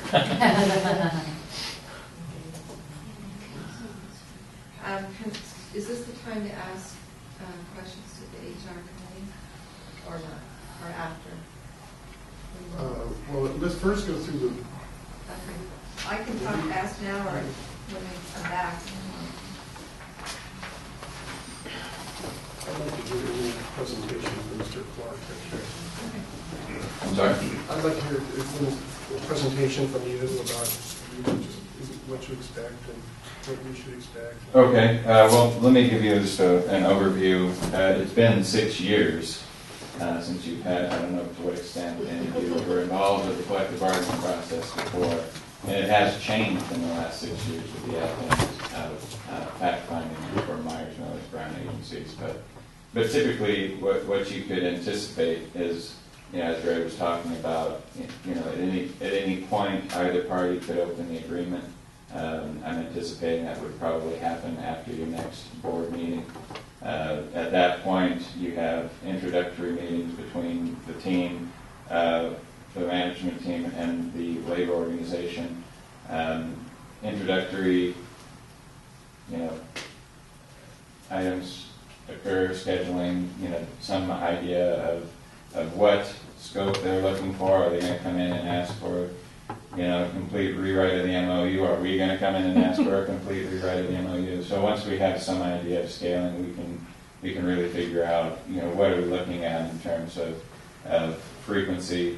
If it's a fairly standard negotiation, typically you have maybe 2 meetings a month until you get within 90 days of expiration, and then more frequently you get into a weekly posture. And then as you get closer to expiration, if you haven't reached a settlement, they can become more frequent than that. We haven't really had a detailed conversation about what the proposals will be, and certainly that's going to be an area that you would weigh in heavily, and that the opportunity to have those discussions is in closed session because for matters of strategy, and it's just how it's done. So that's kind of the overview. I don't have any insights at this point to give you any sense, but with one bargaining unit, I would be very surprised if we got a limit of $50,000. But it can happen. It takes 2 to tango. So if you have a very challenging set of negotiations based off of expectations on the other side, you can't always control for that. So I don't know if there's anything else. That's good, unless the board has questions. I was just going to say, Greg gave us a little bit of this in the HR subcommittee or committee, but I want everybody to hear it. A little bit of your background, ask me, engagement previously. Sure. I have been a labor relations consultant since 2009. Independently, I negotiate between 25 and 30 contracts a year with, 22 different cities and districts and nonprofit associations. I frequently deal with, I dealt with AFSCME, I did a deal with them in Patterson, just wrapped up in December. Just about every organization in the Northern California region I come across, operating engineers, IBEW, all the major law firms, Marin, Stern, and Sagny and Goyde, which you don't have to deal with here, but I before being a consultant, I actually was on the labor side of the equation, and you probably saw that in my bio. So I have perspective from both sides of the bargaining table. Was pretty high level actually on the union side before transitioning. Was the chief negotiator for an SEIU unit that covered 95,000 employees, and the last deal I did shook Arnold Schwarzenegger's hand. Seriously, I was negotiating with. So if that gives you any idea of perspective, this is pretty much all I do. It is, as Greg mentioned, it's a pretty thin field. There are a lot of folks out there that are kind of generalists that will do contract negotiation, but it's more of a sideline. I'm kind of a specialist, and that I spend about 95% of my time negotiating contracts, and so I'm pretty good at it. I don't dabble in other things, and for whatever combination of reasons, maybe it's just weird quirk of genetics, I enjoy it. So you've done contracts with similar sanitary districts or something like that? I don't know, sanitary district, no, but I've had water districts, mosquito districts, fire districts, lots of fire districts. But this is the first sanitary district. Or no, that's not true. It wasn't called a sanitary district. It was a wastewater district.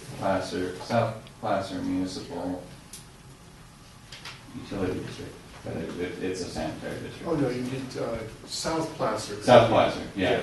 They do. Did I say that? You Yeah, said SPMUD. South Placer MUD. I Yeah, said that. right. Yeah. They do wastewater. So my other question is, if, if you're meeting once a week, it's gonna be close to $2,400 just for travel time. If it's about close to 150 24. down and coming back, is about close to $600 for one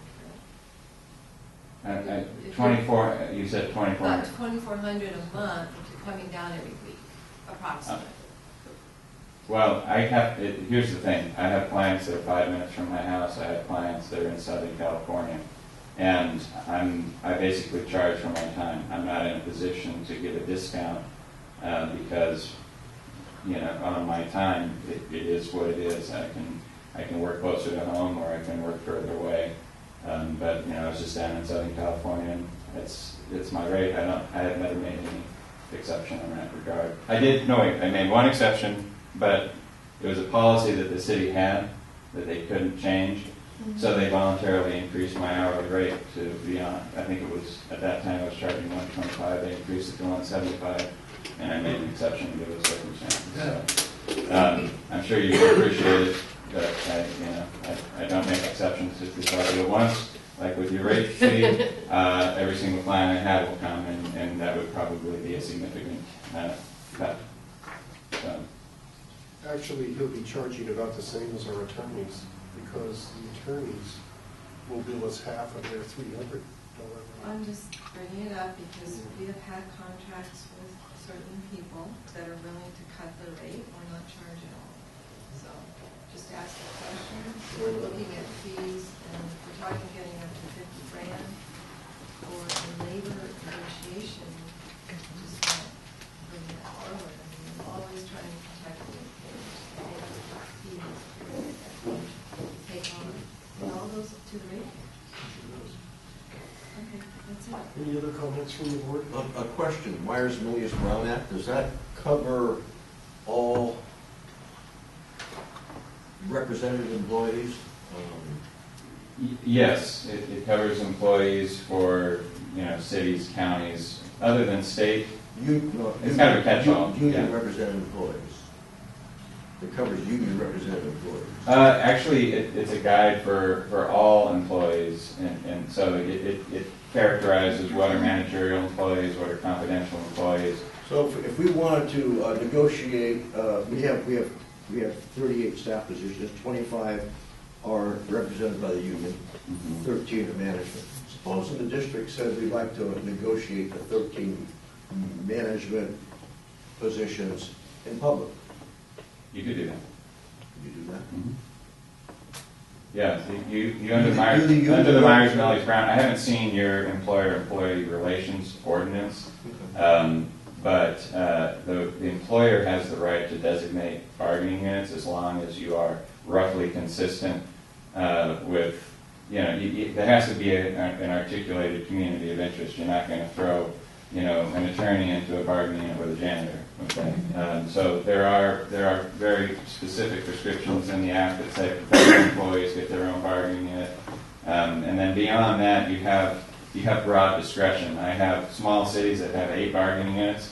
I have large cities that have 3, and so it's not unusual to have a miscellaneous bargaining unit, which is what I would characterize your ASME unit, and a mid-management unit, and then it's typically upper management's contract. So that would not be unusual. And they could be negotiated in public sections rather than... They could I have to... I'm not talking about the union representative employees. Right. They're not unrepresented employees. You could make that a condition under your employer-employee relations ordinance. You would have to meet to change that. You would have to meet and confer. But I believe you could make it. We did a transparency and bargaining resolution in Auburn, and I know we didn't actually do it, but we were considering having all meetings public, all proposals public, and having the costing made transparent to everybody, 2 weeks prior to the adoption and so forth. And so, you have broad latitude in terms of creating the space and what the bargaining process looks like. But since you already have a collective bargaining agreement and you have a representative in place, you would have to meet and confer with that organization to make changes to your ordinance at this So point. as the law is changing with court rulings, I guess California Supreme Court rulings, not only do you have to put employees, you have to release employees information about their salary, by name, Yes. salary, et cetera. If anyone makes a request for retirees information, that is now public information also. Mhm. So as the courts are changing how we deal with employees, or how employees are the transparency with employees, there may be some leeway in a program where, I'm not talking about the union, but the non-union, unrepresented employees, there might be some public process where. Absolutely. Yeah, no, and I bargained, like the large contract that I was telling you about with the state, by agreement, both parties agreed to meet in public. So, I mean, I was in a large hotel with microphones and hundreds of people. And, the public could attend, the meetings were duly noticed. So that the same thing at Placer County Water Agency, we did the agreements publicly there. So it can be done, but I don't want to, I haven't performed any analysis of your ordinance, but so it might be a two-step, like you might, set in motion the legal processes now, that the next negotiations perhaps could be done in public. Right. Just looking at the agreement, on the bottom of the first page, terms of term and termination of agreement, it says agreement shall take effect January 1st, 2015. I highlighted it in yellow, because, So, whatever gave it, didn't I? January 28th, okay. Thank you, that's all. So you're okay to start on your negotiation if one or two board members sat in? I don't have a problem with that necessarily. It would be slightly unusual. I don't know if that would send we haven't talked about the strategy of it. That would probably be a conversation to have in closed session. I agree. But there's no prohibition necessarily from doing something like that. And who contacted you from our agency? Just wondering how there are enough people in the industry. I'm just wondering how, and maybe that might be to bring that back to the board, but do you know somebody? I recommended No, Patrick and Yeah. the other negotiator, and I had a list for Greg that was larger than the two we ended up interviewing. And the list was non-attorney labor negotiators. The bulk of consultant labor negotiators in the state of California are lawyers. Right. And they do great work, but they also cost twice as much as the non-attorney negotiators. So in the interest of keeping the district's budget in mind and not spending undue amounts of money, I contacted a number of non-attorney negotiators that I know and got a sense of what they're charging these days and how busy and available or not they are, and gave Greg a short list of non-attorney negotiators. Would be available now. Yes. Yes. So there was an interview process Oh, yes, we had with it. standardized questions and. Basically, yes. there You was actually so- met people and. Yeah, Sophia and myself did interviews just with the top two people. And they were intended to be in-person interviews, but as it happened, it was the storm day. It was the flood day, and I couldn't even get out of Mill Valley. Right. So we actually. I was right over here. Yeah, it was. Confidence in him. So we actually ended up doing the interviews by phone, but they were quite extensive. We asked the same standard overall questions and between the two, and then we got some follow-up communication with myself and Sophia to look into any of the details. So that's how we arrived with that.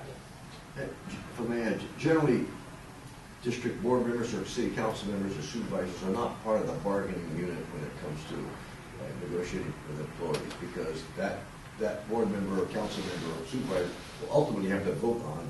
Right. What comes before. It would be unusual, it's not unprecedented, but it would be an unusual Yeah, circumstance. that's a good point. Any other board comments? Comments from the public?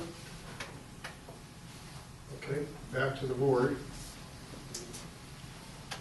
I would so move, if the motion were, I would so move that we authorize signing of a contract with, let's get the correct name, Patrick Clark Consulting. And did I see something where it says council's going to review the actual contract? Is council going to review something? See that in here anywhere? Or- Our legal counsel has reviewed this already. Has? Yes. And- Oh, okay, okay. Yeah, sorry, I Which apologize, we didn't actually make that. Yeah, and then the only thing, just as a point of clarification, we will add the not to exceed term. Not to exceed. 30,000. Yeah, and change the date to. Correct, and fix the date. And your travel time is only going to be for negotiations. It's not going to be It's just only for, meetings, you know what I'm saying? And sometimes there's extra meetings, but they're really not so much doing the actual negotiation. I don't know what I'm trying to say. If there's any way you can do anything, it's, let me be clear. Yeah. I mean, I charge for my time.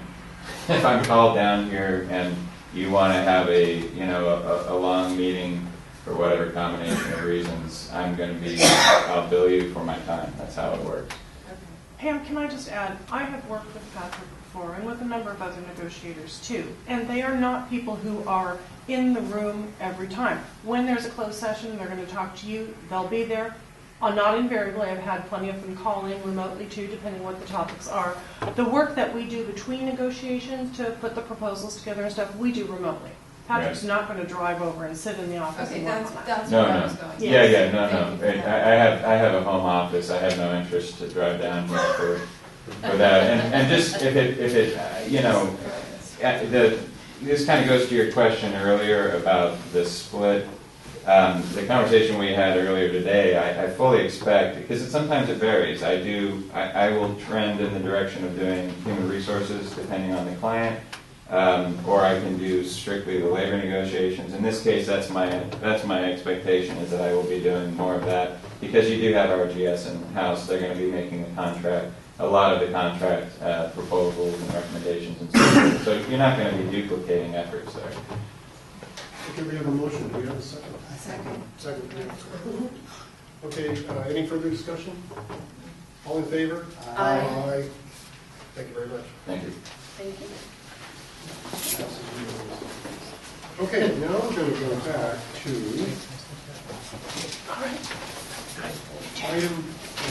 item 12.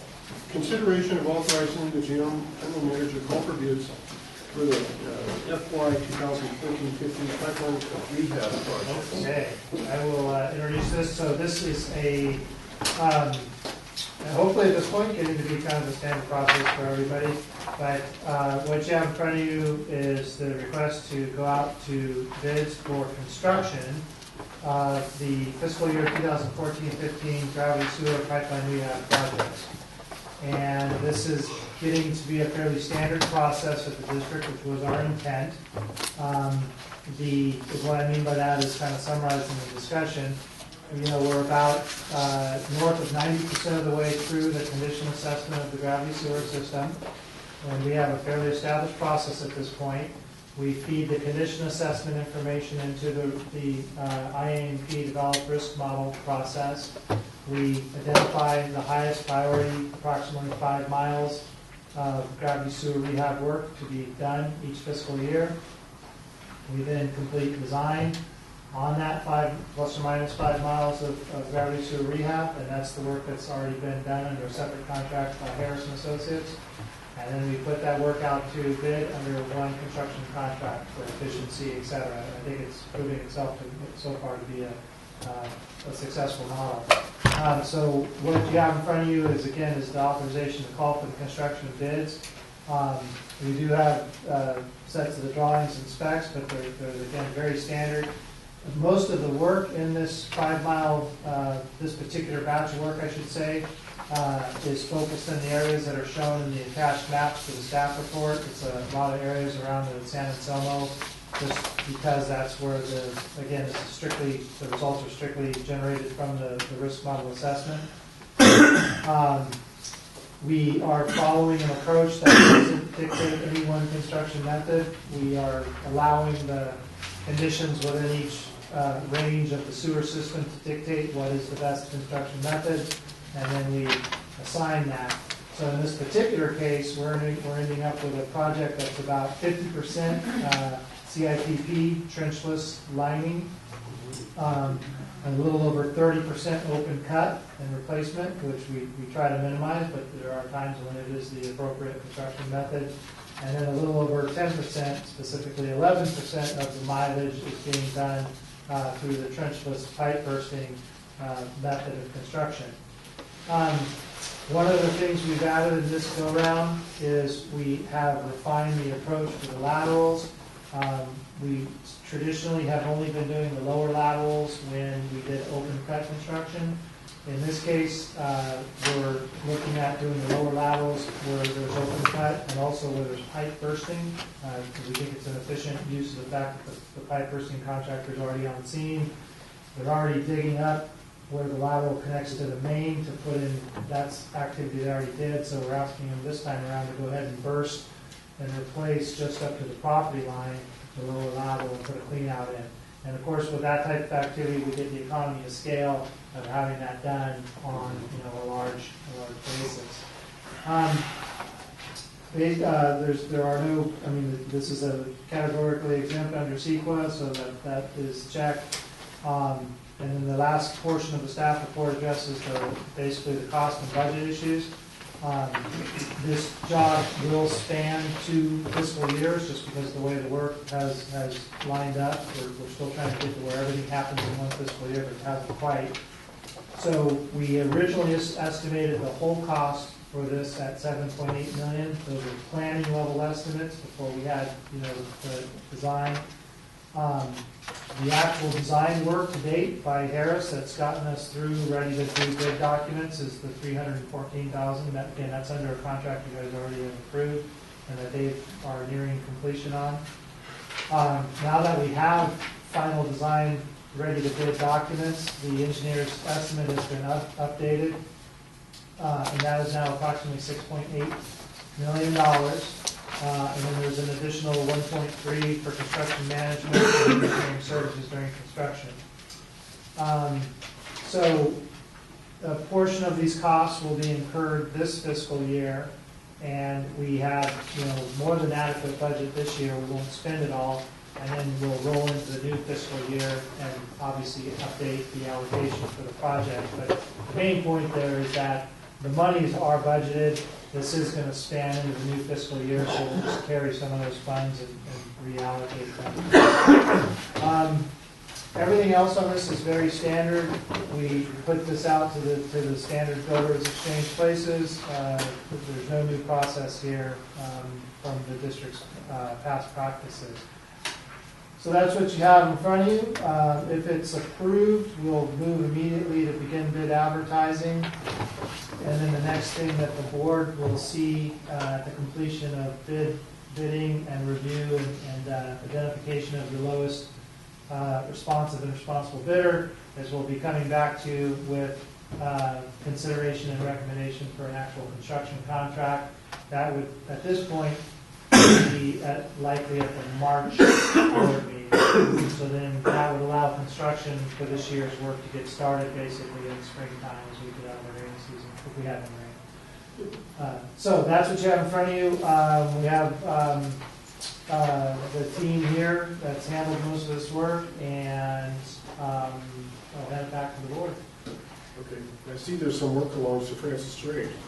Is that going to be open trench? I'm not sure specifically if it is or not. I think it is. We're trying to avoid as much open bed as we can on Okay. Board, any comments? Okay, if I may, President. It looks like this could be either 3 projects or 1 project. I mean, if you looked at the San Antonio projects, the Kentfield projects, and where's the other one? It's like the Ivy can't see it there. My concern is that when we put this out as one project, $6.8 million, that we're only going to get one bidder.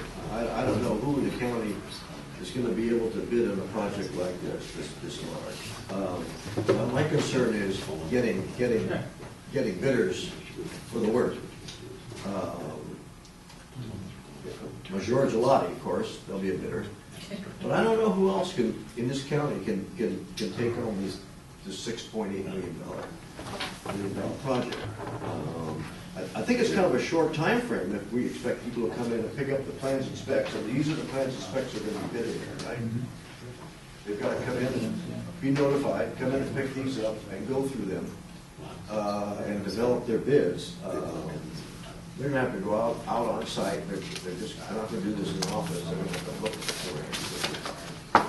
I'm not sure it can be done in 30 days.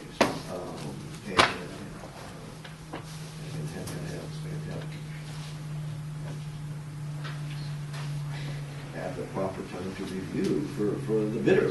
Or bidder, hopefully there's more than one bidder. Well, we haven't even selected a project manager yet. How are we going to, who's going to be the project manager? How's that going to We will have, I guess to address these a couple, and Vern and Randall can address the range of contractors that might be suitable for this type of work. But there'll be the project manager, there'll be a staff project manager who will work with we'll come to you separately beyond this with a request for a construction management oversight contract. So this is the same as we're doing on the Magnolia Trunkline project right now. We have a contractor out there doing the work, and then we have a contracted CM, right? And then our staff basically interact and oversee the work around Caldwell. So the delivery model on this branch will be exactly the same. That's pretty traditional these days. You have a contractor, and then independent construction management and services during construction, and then the owning agency is sort of overseeing that work. As far as the bid times and the likelihood of the pool of contractors capable of doing this work, I'm going to refer to you guys to address those two. Certainly. Okay. The project of this scope, scale, and opinion of probable cost at $6.8 million, based on past experience here in the district, it's very likely that the very large construction companies from all throughout the North Bay region through Sonoma County, specifically Gelati Construction Corps, your Team Gelati, your Gelati Brothers, M&G, Ranger Pipelines would like to do a job. You'll get your San Francisco construction contractor company bidding on it, or at least interested. But this is a very sizable dollar figure. The larger ones have equipment on hand in their yard. Right now, this is the time of year where they're slow, and so their estimators are looking for work. So there'll likely be a number, and in fact, those same contractors I just mentioned will likely pick up plans from and specs for the district. During the bid period, we are required by law to keep a final list. That list indicates who officially pulled a set of bid documents to bid on the project. You did not purchase a set of final specs from the district, you can't bid on the job. If during the bid period and we get close to bid opening, it looks like we don't have a very large turnout, then at that point in time, staff may be considering extending the bid period for a longer period of time, should 30 days not be sufficient. The 30 days, as I understand it, correct me if I'm wrong, is our standard turnaround time for bids on the Magnolia Trunkline project. Would that have been a 30-day bid window? We only have 30 days. 30-day bid window. So I mean, you guys have more experience on this. I used to do more of this kind of work, including the oversight. The 30 days to prepare your bid. Yes, they have to get out there and hustle. It's what they do. I mean, yeah, they get out there and hustle. So the Magnolia Trunkline, was it 3.4 million, 3.2 million, whatever it was? We had one bidder, George Gelati. There were two bidders. So the Group A and B work, the one that preceded that, I think, and it's hard to say because the market determines. I think we had I want to say closer to 4 or 5 bidders on the Group A and B work. So it really depends. I mean, the market, we don't know, Frank, is the short answer. It's going to depend what they have on their plates and how interested they are in the work. A $6 to $7 million project should garner pretty strong response. The largest project I've been part of since I've been on the board, this is the largest project that this agency has put out. Oh, okay, I wasn't aware of that. Okay. Have you ever gotten comments that 30 days isn't adequate? You know, what really happens is these guys wait till the last minute anyways, I swear. You know, even when we have we're going to have a pre-bid meeting with the contractors. And we always do that early enough to where these guys actually come and get the plans and specs. They've never seen them before, and then we walk them through the project. Hopefully, then they will go back out to the site and actually look at the projects and get them to look, because oftentimes they don't start looking at it seriously until the last week. And sometimes, you know, you've heard those stories. They're putting their numbers together in the parking lot right before the bid opening, trying to get it in. So. Invariably, 30 days is plenty for this size of a project and these kinds of construction methods, because it's not that different from one site to the next. The pipe bursting, the lining, these are very similar from one site to the next. So it's not like we're building a wastewater treatment plant or something that's pretty big. So we have $6.8 million for these looks like 3 projects. But we have no idea when they come in and bid, I have no idea what the estimate for the San Anselmo projects are, no idea what they are for the Kenfield project. I mean, so how are we going to know when they come in if in fact that bid is a reasonable bid, it beats? Well, so they're definitely not intended to be separate projects. We have work that's distributed in various areas. That's the nature of how we're doing the system rehab. But this is one project by any definition. It's going to be one contractor. It's got one set of design documents. It was put together in a cohesive way as one project. Geographically, it is distributed for sure, and that's what we tried to show you with these maps. But it is clearly one project. So the reasonableness of the bid will be determined really in the same way it always is. It'll be based on the review by the team. It'll be based on the accuracy and completeness of the information that they put into the bid tab. So there's really nothing different as to how we'll review the adequacy and reasonableness of these bids as we would from any other standard capital project. I mean, I might add, Board Member Eggert, that we actually have a unit price line item for every item of construction on all of those different projects. You do? Yes, we just don't know what they are. No, in fact, I have a copy of, you know, there's 20 pages of well, line I went items. through all these bid documents. I didn't see any numbers. Well, we're still getting the quantities and numbers together. Actually, district staff is working long hours to working with us to get this thing together to go out to bid. But we actually look at every line item, and we have a cost that the contractors will identify what their costs are for pipe bursting, 6 to 8, 600 feet at, you know, Meadowcroft Drive. And each one of those projects is actually identified with a budget for each one of those. So we really track that pretty closely. So at the end of the day, we're estimating $6.8 million. If the bid comes in $7.8 million, should we reject all the bids and rebid them? We may. There's different approaches that way. I mean, we sometimes try and make additive bid items or so that there's a budget established for baseline bids. And then if we think we can do some extra project work, we might have additive bid items that would encompass the rest of that work. But I think we're pretty conservative with our engineer's estimate here, so I'm thinking we're going to get better bids than the engineer's estimate. I mean, we want to give you we want to be in the middle of the pack of the bidders. So our engineer's estimate is not trying to be the lowest bid. We hope that the contractors are going to come in lower, but we want to have a bid so that, yeah, we will cover our budget that we have established here at the district. Do you give them a list of items and names in that list? We have these, yes, absolutely. And yeah. the bidders get that? Correct. They get it without our numbers. Without your estimate. They get the footage, and then they put in how much they want.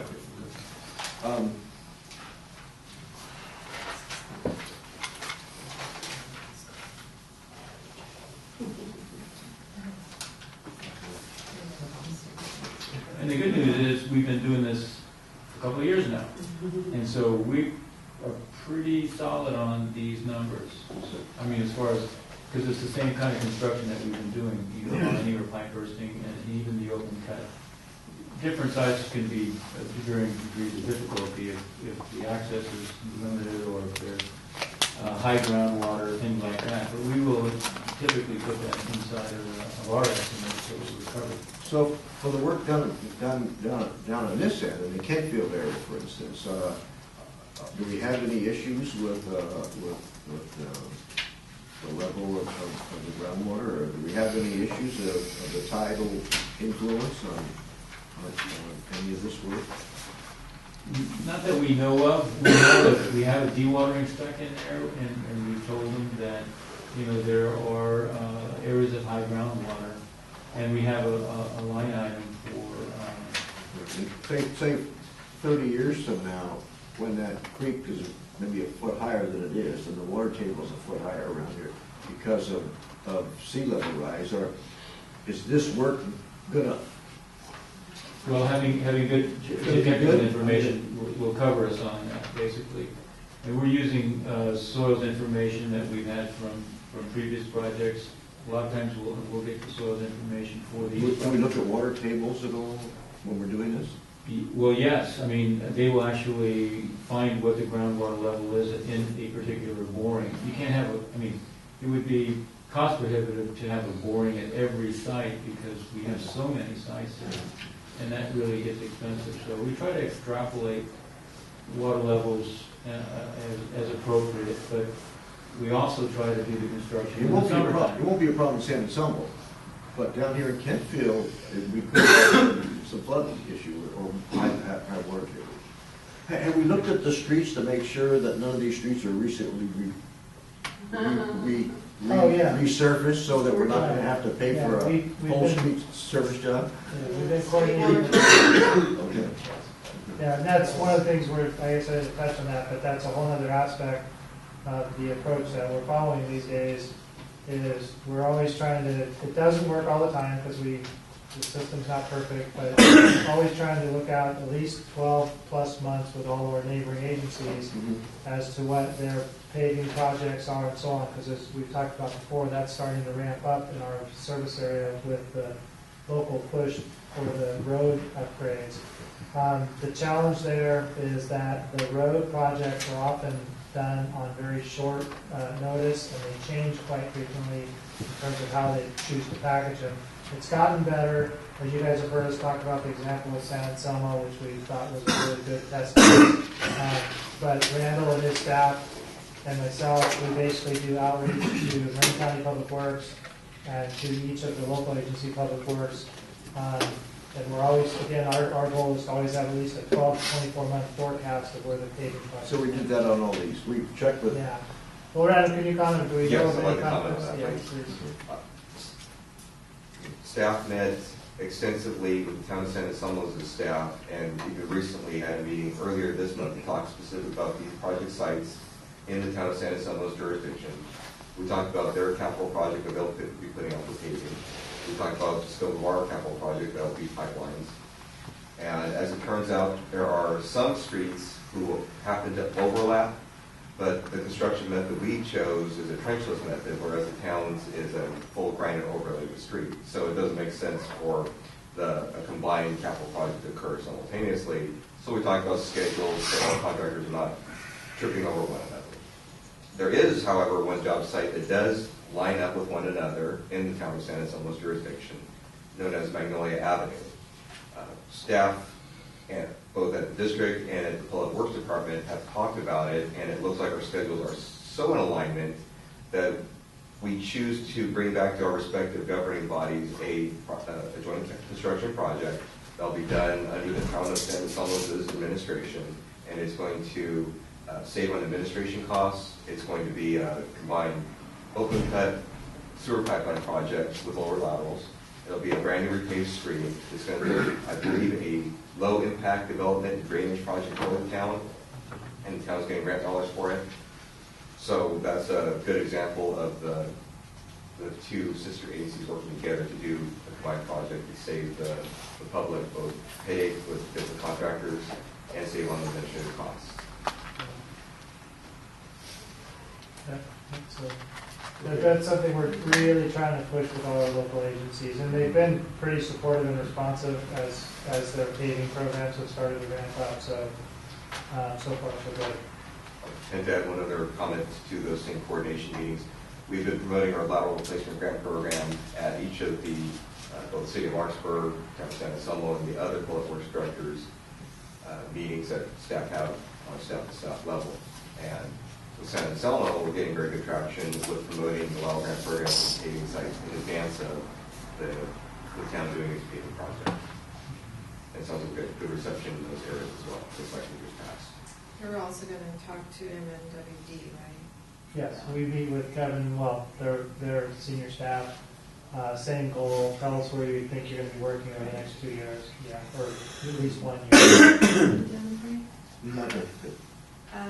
Question about purple pipe. I'm hearing more and more about purple pipe now. Why are we not using it? Purple pipe is kind of the general industry reference for what is recycled water lines. And so that they were designated purple decades ago so that you can always identify recycled water lines. So these lines, none of these lines are recycled water lines. So in a sense, it's not really applicable to use a purple pipe.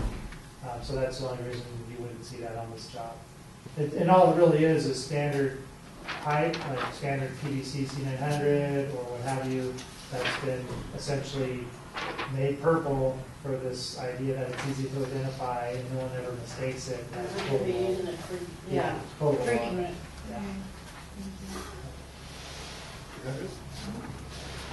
Okay, board members, any other comments or questions? Just try to go by Basic Elementary School in the summer, because that's our drop off. And on that note, Okay. we are on the agenda for the Kent Field Safe Routes to Schools Task Force meeting in February to talk about this. I move to authorize the general manager to call for bids for construction of the fiscal year 2014-15 pipeline rehabilitation projects. Okay. Were there any comments from the public? Yes. Okay, any further board comments? So we have a motion and a second. All in favor? Aye. Opposed? Passes unanimously. Very good. What's the total mile, meter feet of this one? Is this 5 miles? Yeah. Yeah, that's a little over 5. We'll have the final numbers real quick. We get some laterals as well, yeah. So that over and above the 5 miles, or are they? Yeah, that would be technically, you got, I mean, those are lengths are separate from the 5 miles, right? The lower laterals. Yeah. Okay, item number 13 is consideration of adopting ordinance number 70, a private sewer lateral replacement loan program. So, Greg, would you like to do this? Yeah, sure. I'll do a quick introduction and bring that back to the board. So this item is being brought to the board based on direction that we got back at the November meeting when we were considering adding some additional funding to the current fiscal year's funds for the lateral replacement grant program. And for a number of months, really almost since we got done with the adoption of Ordinance 66, the lateral inspection and testing ordinance, we've recognized that we should be expecting a significant increase in the amount of lateral replacement activity. And so we're looking at all ranges of tools and opportunities to help incentivize and assist the property owners in undertaking this, because it is a very, in many cases, quite expensive undertaking.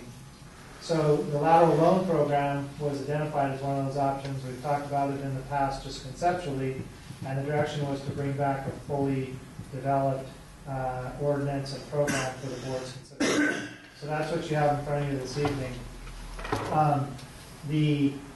The basic state law that allowed this type of program to be put into place was only passed back in 2012. I think that was largely done at some pushing and lobbying from Las Colinas Sanitary District and others, to their credit. And it's been, since then, it's been implemented in a handful of districts. Locally, primarily that's Las Colinas and Richmond. I think, I'm not positive, but I think Tam Valley, or TAM CSD also has a similar program, but I'm not 100% sure. John Leland talks about it. So Okay.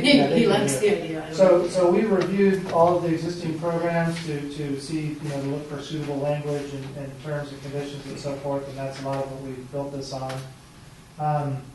The basics of the program are that a customer is, first of all, this is totally separate from the grant program. We do not mix and mingle these two. That would not be the intent.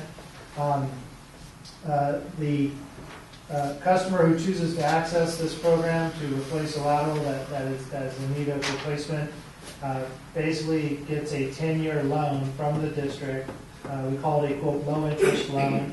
Basically, we'll charge them the same rate that our capital funds are coming to us. So in this case, it's a little over 3%.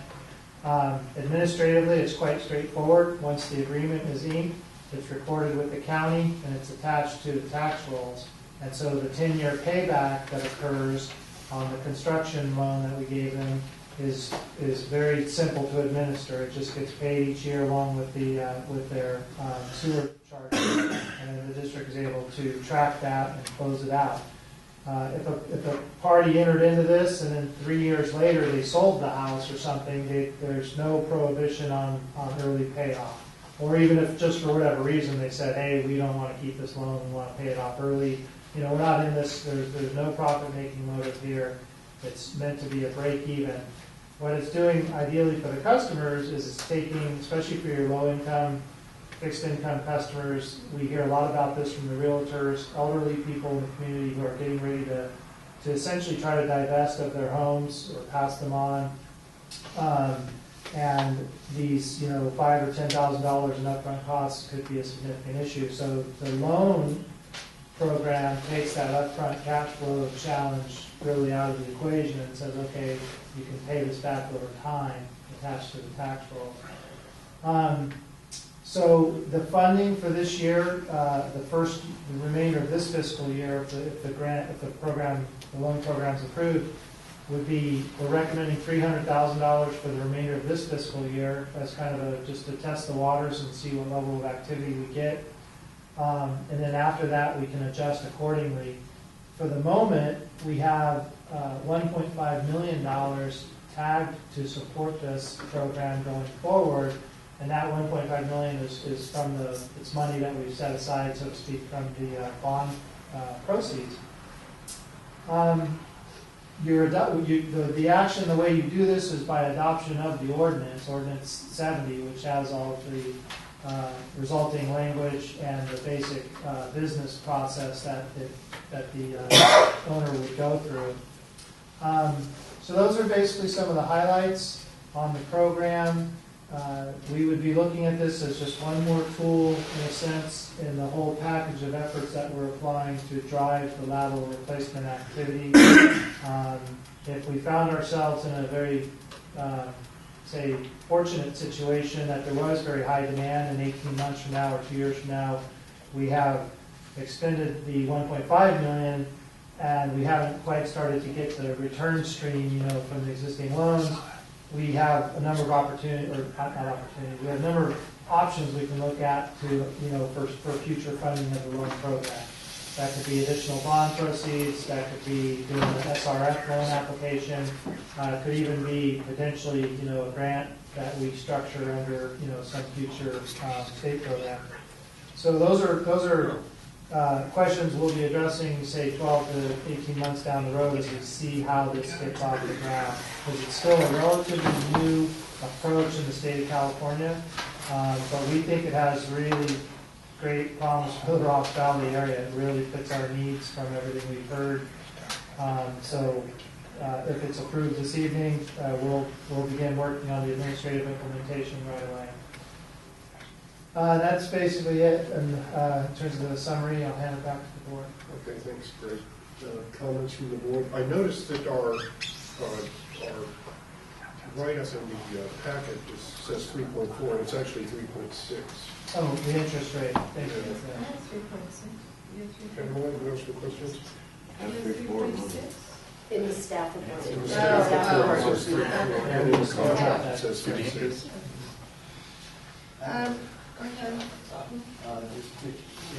If you do, you can still have the lateral grant, or you can have the lateral loan. You can't have a mixture of both. Right.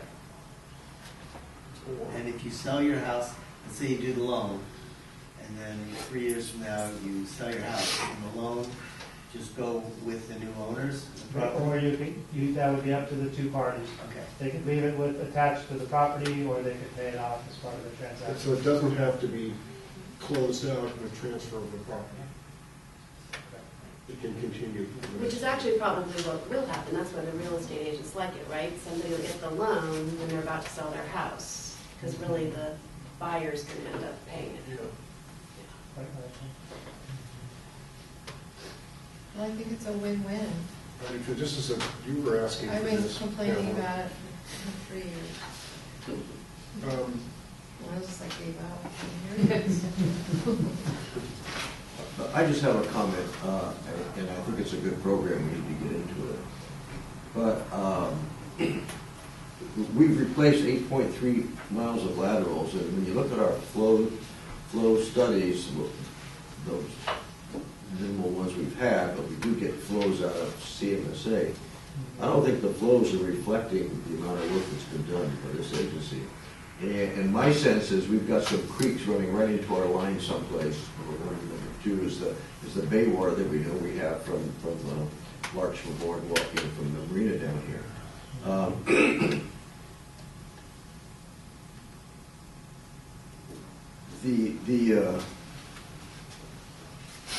At what point do we look at the laterals and say, this has really been a success? How are we going to know this? Yeah, that's a great question. Ask Judy.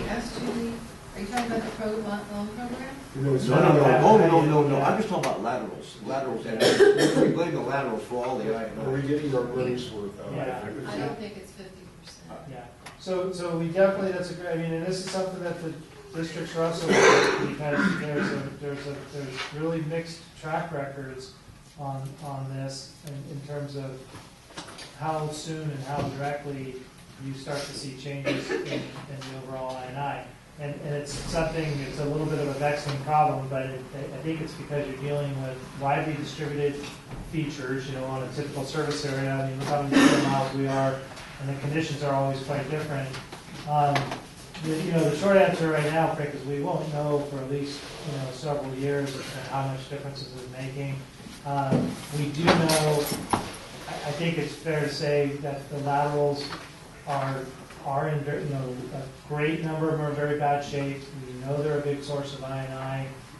We also know they're a big source of debris, roots, rocks, dirt that then cause, that get into to the public mains. So the other sort of secondary aspect of this is, in addition to fixing the I&I problem, the poor condition laterals are a big source of debris and such that ends up in our system. But we're really not going to know definitively. We know that they need to be fixed for all the other reasons anyway, but they're not the silver bullet. And to be clear, we're not implying that the real cause of high I&I is the private laterals. It's everything, it's in its entirety, you know. And so and to your earlier comment, Frank, and staff has been talking about this extensively, we do know, I should say anecdotally, that there are parts of our system, just because of where they were built and what the original creek or where things were, that there are hot spots for I&I into our system that are into our mains.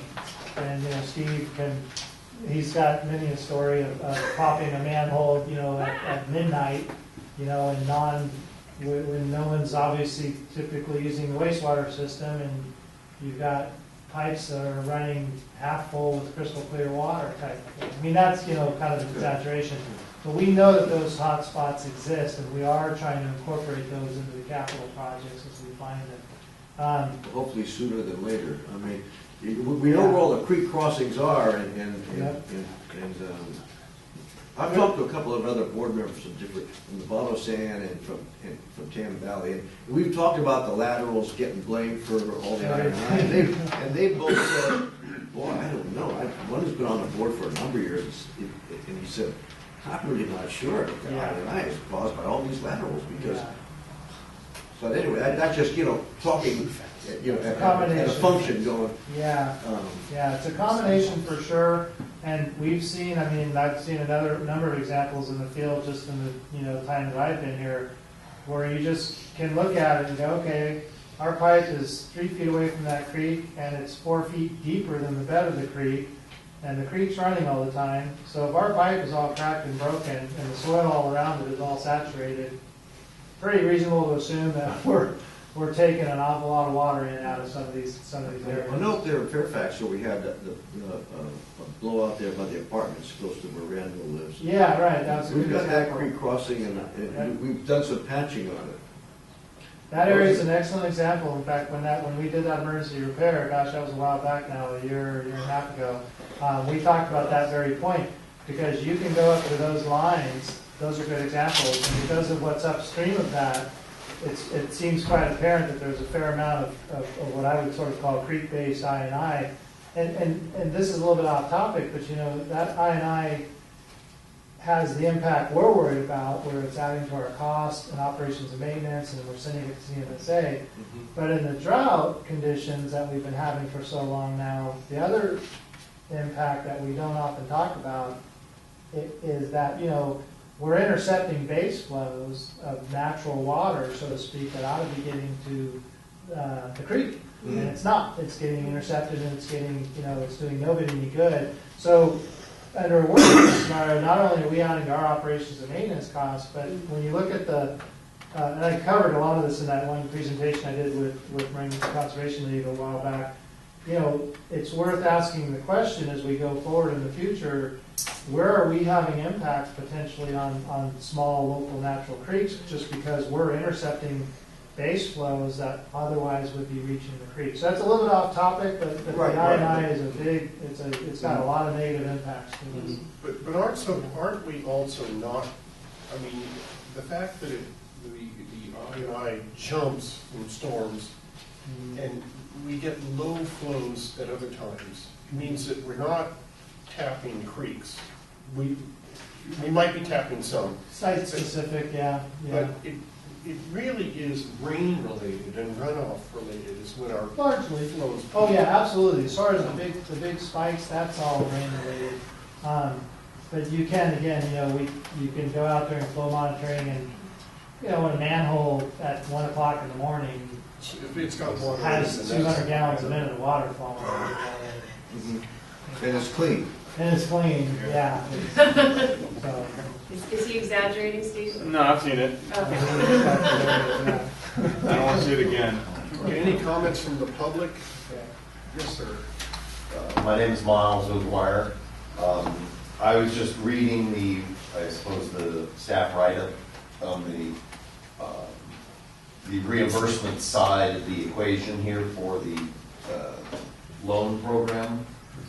The grant program is ideal from a contractor's standpoint because the homeowner is incentivized to pay us so that they can get their reimbursement. Many times the homeowner has asked me to, can we get together and basically swap a paid invoice for your check so that I can go down, the same day and file my reimbursement paperwork from the sanitary district. We are very familiar with the Las Colinas reimbursement program where they pay us. It is not nearly as attractive from my perspective because their payment cycle can stretch us out 3 weeks. That's assuming that the homeowner is timely. If the homeowner's not timely because they're not really incentivized to get this loan put onto their tax, the tax rolls only come out twice a year, it's very difficult to incentivize the homeowner as a contractor to actually go through with the paperwork. So we can be stretched out extensively. So when you put your administration together for this, I understand, and once it gets into the hands of Las Colinas, I mean, they're fairly efficient, but they only pay bills every other week. So, that makes a difference to me in my business. So Do they just pay you directly, or do they? Las Colinas pays us directly. How do we do it? The grant program Goes to the homeowner? The homeowner Right, pays us. yeah, the homeowner pays the contractor under the grant program, and they immediately come down, as you said, and With the bill. give us evidence, I got and then you. we process a And check. how is our loan program going to do it? Essentially the same way? The way it's stated here, you're going to follow the Las Colinas program And you would prefer that we convert that payment kind of to the way you're doing the grant program because it makes my cash flow on that. Not that I have a personal interest in it. But you're here. Yeah. Well, we're trying to avoid, one of the things we're trying to avoid is the upfront cash impact, to the customer, so that's a challenge.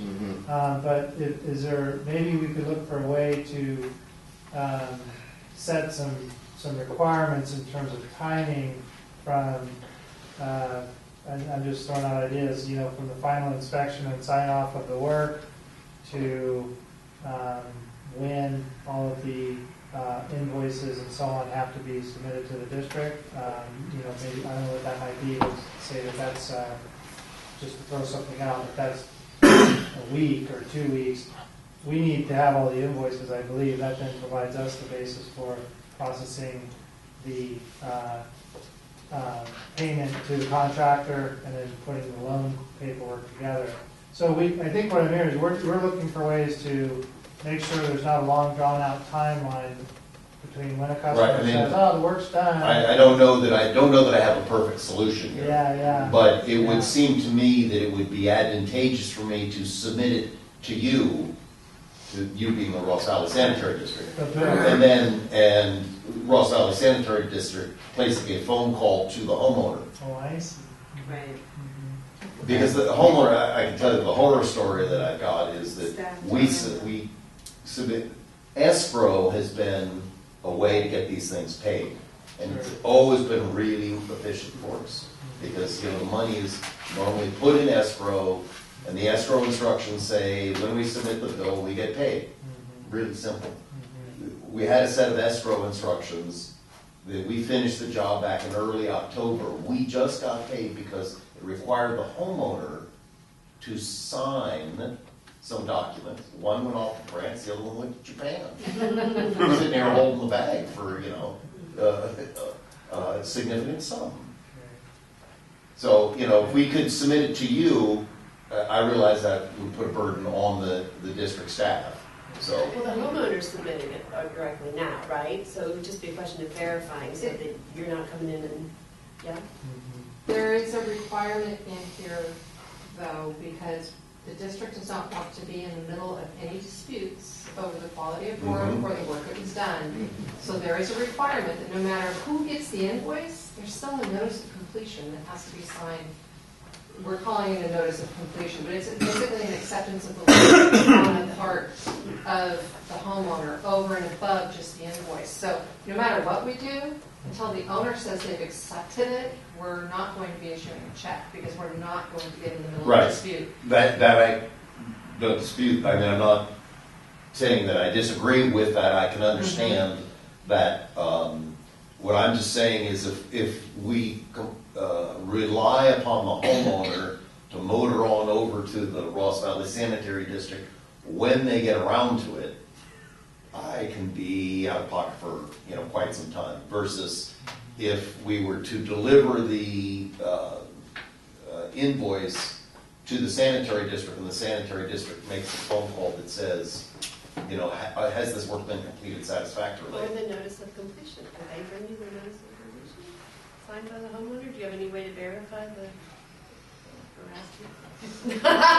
Wendy is not buying it. It's too much stuff. This documentation, because it's going on the tax roll and everything, we have to have things notarized. Yeah, it's not that like So simple. the homeowner has to physically walk into our, Hopefully, we can. Work something. they have to physically walk into the district and take advantage of the notary that we employ, and sign the fingerprint, all the good stuff.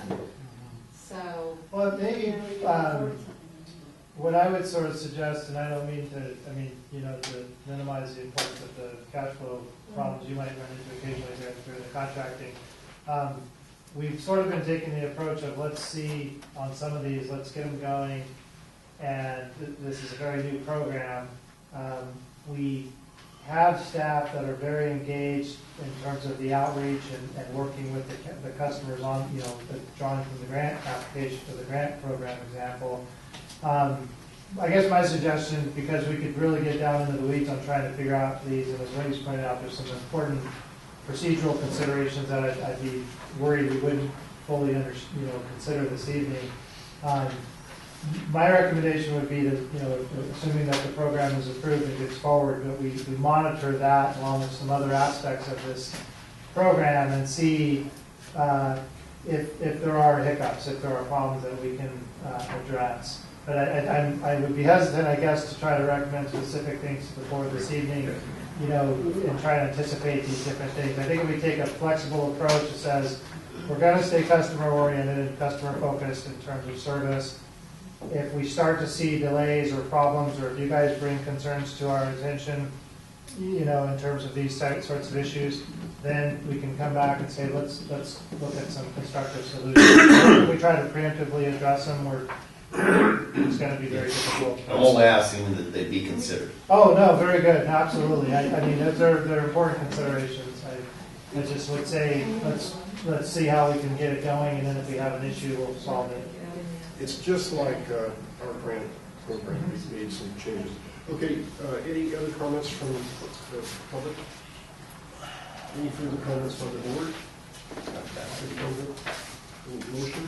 Motion to approve Order 70, allow replacement loan program and authorize $300,000 from the 2014 revenue bonds proceeds to be used for the current fiscal year. Second. Any further discussion? Roll call. It's a resolution, so we need a Ordinance. ordinance, so we need a roll call. Forsting, Yes. Scylla, Meigs, Tiger, Aye. Daphne. Okay, it passes, thank you. Item 15. Board member nomination for LAFCO regular and alternate seat election. Yeah, okay. So this similar process we went through, probably, I forget exactly, it would be maybe a year and a half ago or so, but same basic thing. So seats have opened up on the LAFCO board, and there are certain seats that are designated for specific types of districts that are members of LAFCO. And so we received the nomination package, an election package from LAFCO recently, putting us on notice that if the district's interested in having any of its board members be considered in that election, now is the time to take action on that. So what this item is doing is the board is considering essentially approving, in this case, Director Meigs to her name in the hat, so to speak, and be considered by the full LAFCO, membership down the road for the open LAFCO seat. And there's also an alternate regular seat that is up.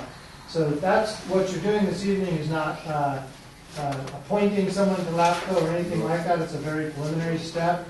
If you approve this, then we'll complete the paperwork, working with Pam, and get that into LAFCO. And then when LAFCO sends out official ballots, so to speak, then that is when you'll see Director Meg's name on the ballot as a candidate. And then each of the LAFCO member agencies in turn vote on the slate of candidates that they have in front of them.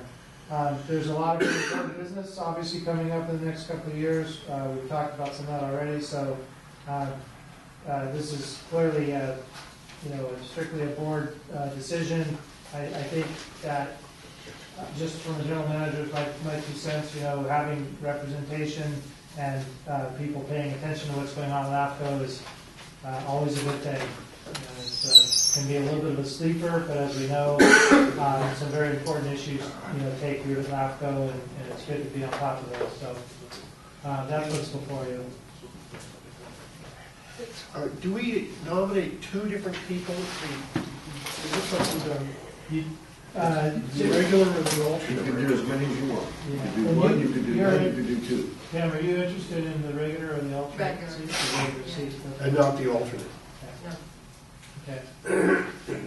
And are both of the 2 position holders leaving? Is that what? It doesn't say they're leaving, it just said they've served. I think they're just leaving. Yeah. What? I think their terms are up. Their terms are up, they're not reapplying. I don't even know, they must be. They might be reapplying, I think it's just part of the normal process, it's time for an election. It's a little unclear from the reading of the LAFCO letter. I didn't bother to I couldn't check tell that if they were again. leaving or Yeah. I had the impression, I guess, that they were. So I just went to a 3-hour retreat at LAFCO for the strategic plan for the year. There were about 20 people from the community, but some electeds, various agencies, including the county. Keene is a very good, articulate leader. He's ambitious. And so they're reviewing Las Colinas, us. They're looking at the watersheds, too, in various ways. And they're also thinking about I think it's West Marin's water agencies. So it's not just us. They're reviewing their municipal plan. I think every 5 years they're supposed to do that, and I think we're up. So I learned a lot that day, and LAFCO has a lot to do with planning, urban planning. And it came about during the 50s and 60s when so much building was going on in California that all these multiple agencies were out of control. Some areas were underserved, some areas were overserved, and they also started to protect open space and the agricultural part of California. So they've been around a long time. And so I feel like I'm kind of at home there. I was actually the rep from this agency in the past. You're right, it can be kind of slow, but things are really picking up quite a bit there. There was quite a bit of interest. They have a consultant to review their MSR. So with my planning experience for the town of Fairfax, I was a planning commissioner 8 years, 2 years chair. And I actually initiated the open space committee. I was on the general plan advisory committee. I did all the elements of the general plan. I've done a lot of this work. It's really at home for me. And I need a project.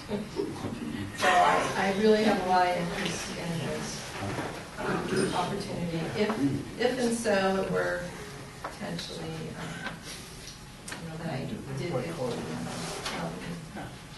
it. Is Dennis Fredoni not going to run? I don't think so. That's what I was saying. It's hard to tell from the market. Right. Yeah. He's the vice chair. We'll, I'd like to nominate him for regular special district member. It's usually one meeting a month. Sometimes those are canceled. I'll second that. Do you want anybody nominated for the alternate? Anybody want it? It'd be great if we had a member on LAFCO. Right? You want to be the alternate? No. Come on, one more meeting. No. Okay, any further discussion, any discussion from the audience? Any discussions from the board? Motion, be second. All in favor? Aye. Report, please. Do I vote? No. Sure. Okay. Okay, the general manager's report? Let's see, I was just gonna make a quick comment on, so first of all, I did not attend CASA, and that was just on no particular reason. I just had been to the last couple, and so I just elected to take a break on this one, so I'm not gonna report out on CASA, but I know others did attend. The one thing I wanted to mention, we had been trying for quite some time to have a workshop with the Marin Association of Realtors on the lateral ordinance to do outreach with their membership and so forth, and that's had some struggle to get actually occurring. It finally did occur. It was actually in this room earlier this week, and I just want to say I thought it was just really, really successful. We had about, I think probably close to 50 people here. This room was quite full. We had all the new leadership of the Marin Association of Realtors, because they just turned over their presidency. So it was very well attended, 2 hours. We did a brief presentation, had very active question and answer session on all of the concerns and issues with the lateral ordinance. One thing that became very clear from that, and we'll be getting back to the board on ideas and suggestions, is that the two key areas of challenge that remain for the lateral ordinance, and these are not unique to Ross Valley as usual, and that is the common lateral situation, like with a lot of this in South Carolina and places like that, we have 2 or 3 or 4 properties on one lateral, presents a number of challenges, and also the condominiums for a different set of reasons. So we heard lots of good suggestions and illustrations of potential challenges from those. So I think the takeaway is, number one, I feel like the district's outreach efforts over the last 6 or 8 months with MAR have been very successful, and I also want to compliment their leadership, because they have been just very open and active and supportive in working with us, even though they have major concerns. But they haven't been obstructionists. They have been, okay, let's figure out how to make this work. So it's really been a positive working relationship, I think. It made it very clear, though, that the board, you should expect the staff coming back to you in the next couple of months with some specific changes, ideas to address the common lateral challenges and the common challenges that they present. And so to get you guys can understand that, if just selling a single unit in Spyglass Hill, where you have hundreds of units, how do you put in place, give them sort of blanket coverage that makes sure they're taking care of their laterals, but doesn't hold up property transactions, throughout that whole area. We have some good examples of solutions to build on from, as usual, from our friends across the bay, who are a couple of years ahead of us in all of this on the laterals. And so we do think there are some practical solutions to both issues, and we'll be bringing back those to you in the near future. That's really the main item I wanted to report out on. Everything else is mostly business that we've been discussing this evening. So nothing more from that. Thank you, Greg. Verbal reports from board members? The board? Well, Michael and I attended CASA, and one of the best sessions was the collection system of the future panel presentation, and they had some really good ideas, which I told Greg about. One was interviewing employees instead of just having boxes to fill out. They have them write small paragraphs, about various topics, and it really gives them a better judge, and that was the Acadia Water District. And then the fellow from Castro Valley was there, and he's, I think, the first one to start the lateral program. But he said that the district made every mistake that they possibly made on it. You know, we can tap his. Anyway, it was the group that we're members of. It was really good. And then the other thing, I would like to thank Jolie for her years of service with us. And, Absolutely. she's been a good help, and we wish you all the best. Oh, thanks. I was just sending an email to Wendy and Greg to say when you update those lateral ordinances, put them all in one place, please. Because you have all those sections, you've got the sunset, the effective dates, you've got 7 in 1, you've got, what are they, 66, 67, 68, or something like that. Yeah, put them all, I was just reminding you guys, put them all in one place. So you're gonna get that, just combine them all, so. Okay, anything else? Okay, meeting adjourned. Wait, We'll no, have some, we have to add, put things on the agenda. Isn't that on Yeah, request future agenda items.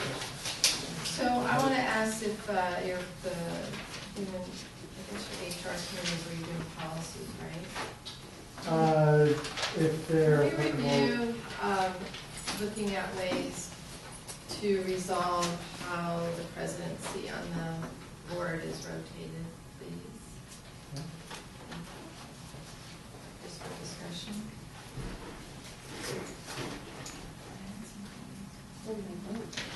Anything else? No.